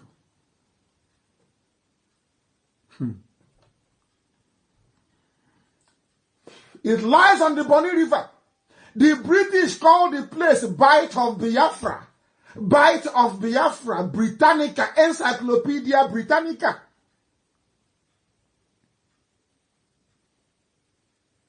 A trading center for fish, for salt, for palm oil and palm kernel of the Ijaw people. Now they have come in. Ijaw people. One. Obani people. Ijaw people.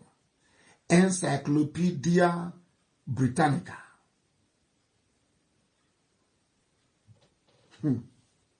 Oh. Chineke Nonyebe. It was one of the largest slave exporting depots of West Africa. As I told you, Arochukwu was worshipping idol. They were selling people. People would send their sons as priests to go to our tabernacle to go and study the holy word of Elohim. They will sell them. And I want to prove it to you tonight. Not the word of a black man. Encyclopedia Britannica. It was the largest slaving export depot in the whole of West Africa in 1970. About 20,000 people. Most of them in Igbo. And other hinterland groups were shipped to the Americas, Caribbean and USA. Igbo. So when you see Denzel Washington, you see Blair Underwood, you see, what's his name again? I've forgotten his name. The guy that played the Idi Amin. What's his name? Hi, I don't know. It's old age. I don't know become. Old age is disturbing me. What's the name of his name again? Forest Whitaker. Igbo. 20,000 people were being shipped to the Americas from that port. The people who were king, that's somebody called Pepple. The Pepples were kings then. When the white man decided to end slavery, our people were not happy. You see, this whole Niger Delta didn't start today. Hey, there are people that want us to remain slaves at the hands of foreigners. The Pepple family, Pepple white, Pepple brown, Pepple green. They were getting money from slavery. So that when the white man said, no, we want to end slavery, they said, no, we want to continue. They were angry. They were writing petition to the King of England. Please, who sent this? We want to continue with our slavery. Selling their own brothers and sisters. It didn't start today. This whole Niger Delta rubbish didn't begin today. To sell our people. Now they can no longer sell people again. They want to sell our future and our children to the Fulani. Now you understand. I want to bury the whole Niger Delta rubbish. Come here, Andrew. Unbelievable. They were selling our people. The Pepple family, they said, no, we are not happy. We want to continue selling our people. But Britain came and conquered them in 1850s. And as the white man said to them, stop selling your people. Instead, sell palm oil and palm kernel. Stop selling your people. That's how they stopped. Hey, Niger Delta, my foot. Oh dear. We are all one people. Oh dear. Let me now shock you. Do you want to be shocked with this whole Niger Delta thing? I want to shock you to your bone marrow. So that tomorrow morning, when an idiot from somewhere in Abuja or Lagos answering Effiong or Robert talking nonsense, you're talking rubbish. I want to destroy all of you and your useless arguments tonight. That's what heaven asked me to do. The Ibibio people, just simply Google it. It's on Wikipedia. Ordinary Wikipedia. I said ordinary. Go and Google it. As I'm talking, you Google it. Niger Delta. Any idiot. If I say you say Niger, I will put my 2 fingers in your eyes. You're an idiot. Once you say Niger Delta to me, I will push my fingers into your eyes. You are an idiot. A complete idiot. You claim you went to school. You can ordinarily Google. Go and Google it, Ibibio. And follow me as I preach this gospel. I'm very upset, honestly. The Ibibio people, listen. I've explained to you before from Encyclopedia Britannica that Ibibio is comprised of Efik, Anang, Eket, everybody. Ibibio. Forget the dialect. It's rubbish. Ibibio. And who are the Ibibios? Ibonta. I'm coming. This is just simply putting Ibibio people in Google. And follow me. The Ibibio people are a coastal people in southern Nigeria. Yes. They are mostly found in Akwa Ibom and Cross River State. Okay. And on the eastern part of Abia. Abia is coming. They are related to the Anang Igbo. Anang Igbo. Anang. For the first time, Anang and Igbo, one word, Anang Igbo, is there. Is there. And Efik people, that we are all related. Anang, Igbo, Efik, it is here. It is here now. They are all related. They are brothers and sisters. Before I did this research, Elohim gave me this revelation. Way back in 1998. I couldn't prove it. I couldn't prove it. I couldn't. I tried, I couldn't prove it. Now it is here. That we are all... This here, are you telling me that all these eras they don't go online? It is here now in black and white. Who are the Ibibio people? They are coastal people of southern Nigeria. They are mostly found in Akwa Ibom, Cross River State, and in Abia. In Abia State. They are related to the Anang, Igbo, and Efik people. We are all one people. This broadcast will be saved forever and ever. So that wherever idiots are gathered and saying Niger Delta, you play it for them. Oh, dear me. And who are the people? You see how I'm dissecting the whole of Niger Delta. I want to bury the rubbish. So that any time somebody says they are Niger Delta, you know that that is the enemy.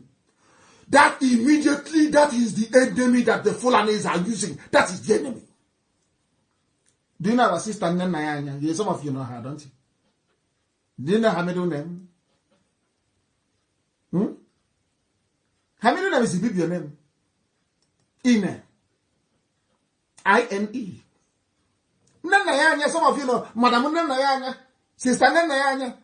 You don't know her middle name is Ibibio name? Is Ine. Arojuku. Abia. The same family. According to researchers on Wikipedia. Is it clear now? Now let me go to my own people. I was in Equator, I was in SBS Port Harcourt. I was in Equator, I was living in Diobo. I think it was mile 2 or mile 3, I've forgotten.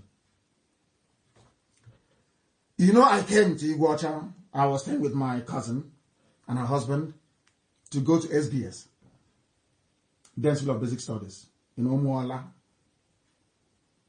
I didn't have any friends, but I used to go to their compound to go and play with them. I'll never forget. In Diob, I'll never forget. Now, Ikwere is dear to me, a place I love very much, because it gave me so many beautiful memories. So many beautiful memories. I want to read you who the Ikwere people are. So we have now circled the whole of Niger Delta. We've left to Bibio, Efik, Anang, Eket, everybody. I have dealt with his own. Now let me deal with Ikwere. So we can put all this nonsense of Igbo, I'm not Igbo, all that rubbish we bury it tonight. There are mad people everywhere. You know, here we cure madness. We cure madness here. Somebody's from Anang saying, I'm not to give you. What utter foolishness. You're all one. If you come to Ibeku, the Igbo that I speak is different from Oho. My people in Oho, my cousins in Oho is different. The Igbo I speak is different from Olokoro, where my grandmother comes from. People are mad. Slight variation in accent. You say you're different. Are you daft? Whereas Fulani is busy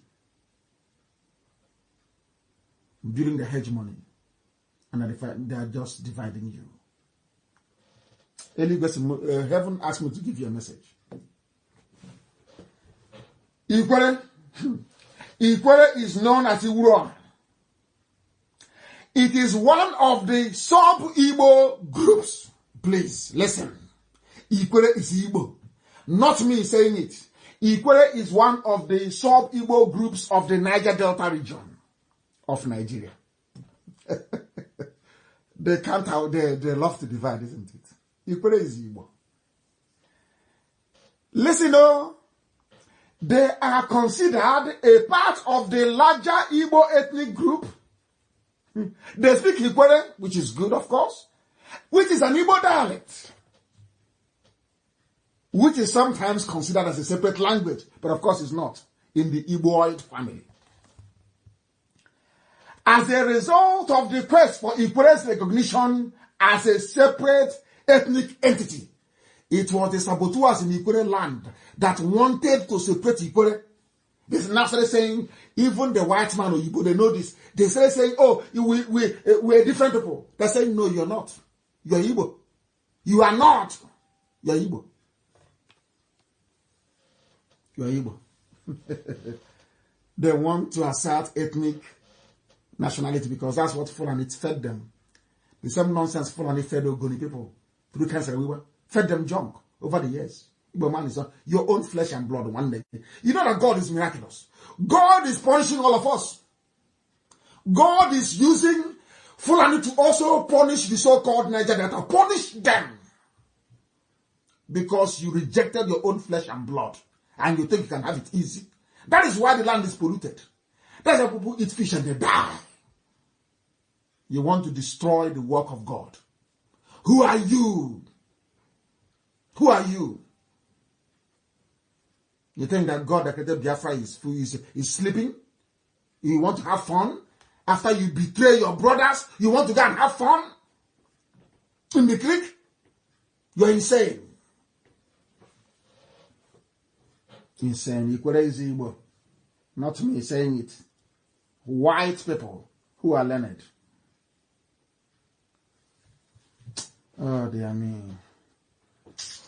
I'm just too upset with these people. I will have to close the program. I'm too upset, honestly. Fulani will come. Now they have taken our oil, taken the gas, and now come to take our land because of your treachery, because of your stupid Niger Delta rubbish. South nonsense. You gave Fulani a green light to come. Imagine if we were one together. We'll go and stop them at Benue. Isn't it? Is that not common sense?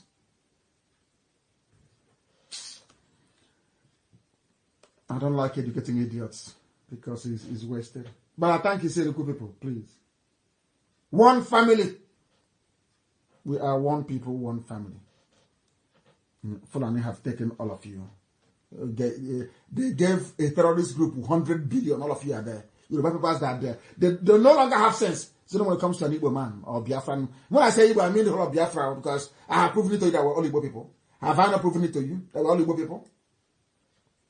Obani Ibek went to Bonny. It's Niger Delta. We are landlocked, so you people are so stupid. Fulani feed you rubbish and you pour out the junk. As Fulani feed you nonsense, you pour out the rubbish from your stinking mouths. Niger Delta Boyede and Dara. Useless people. Let me hear Niger Delta from your mouth again. God will punish all of you. And your useless Niger Delta nonsense. I'll bring this program to an end, please. We must thank Elohim.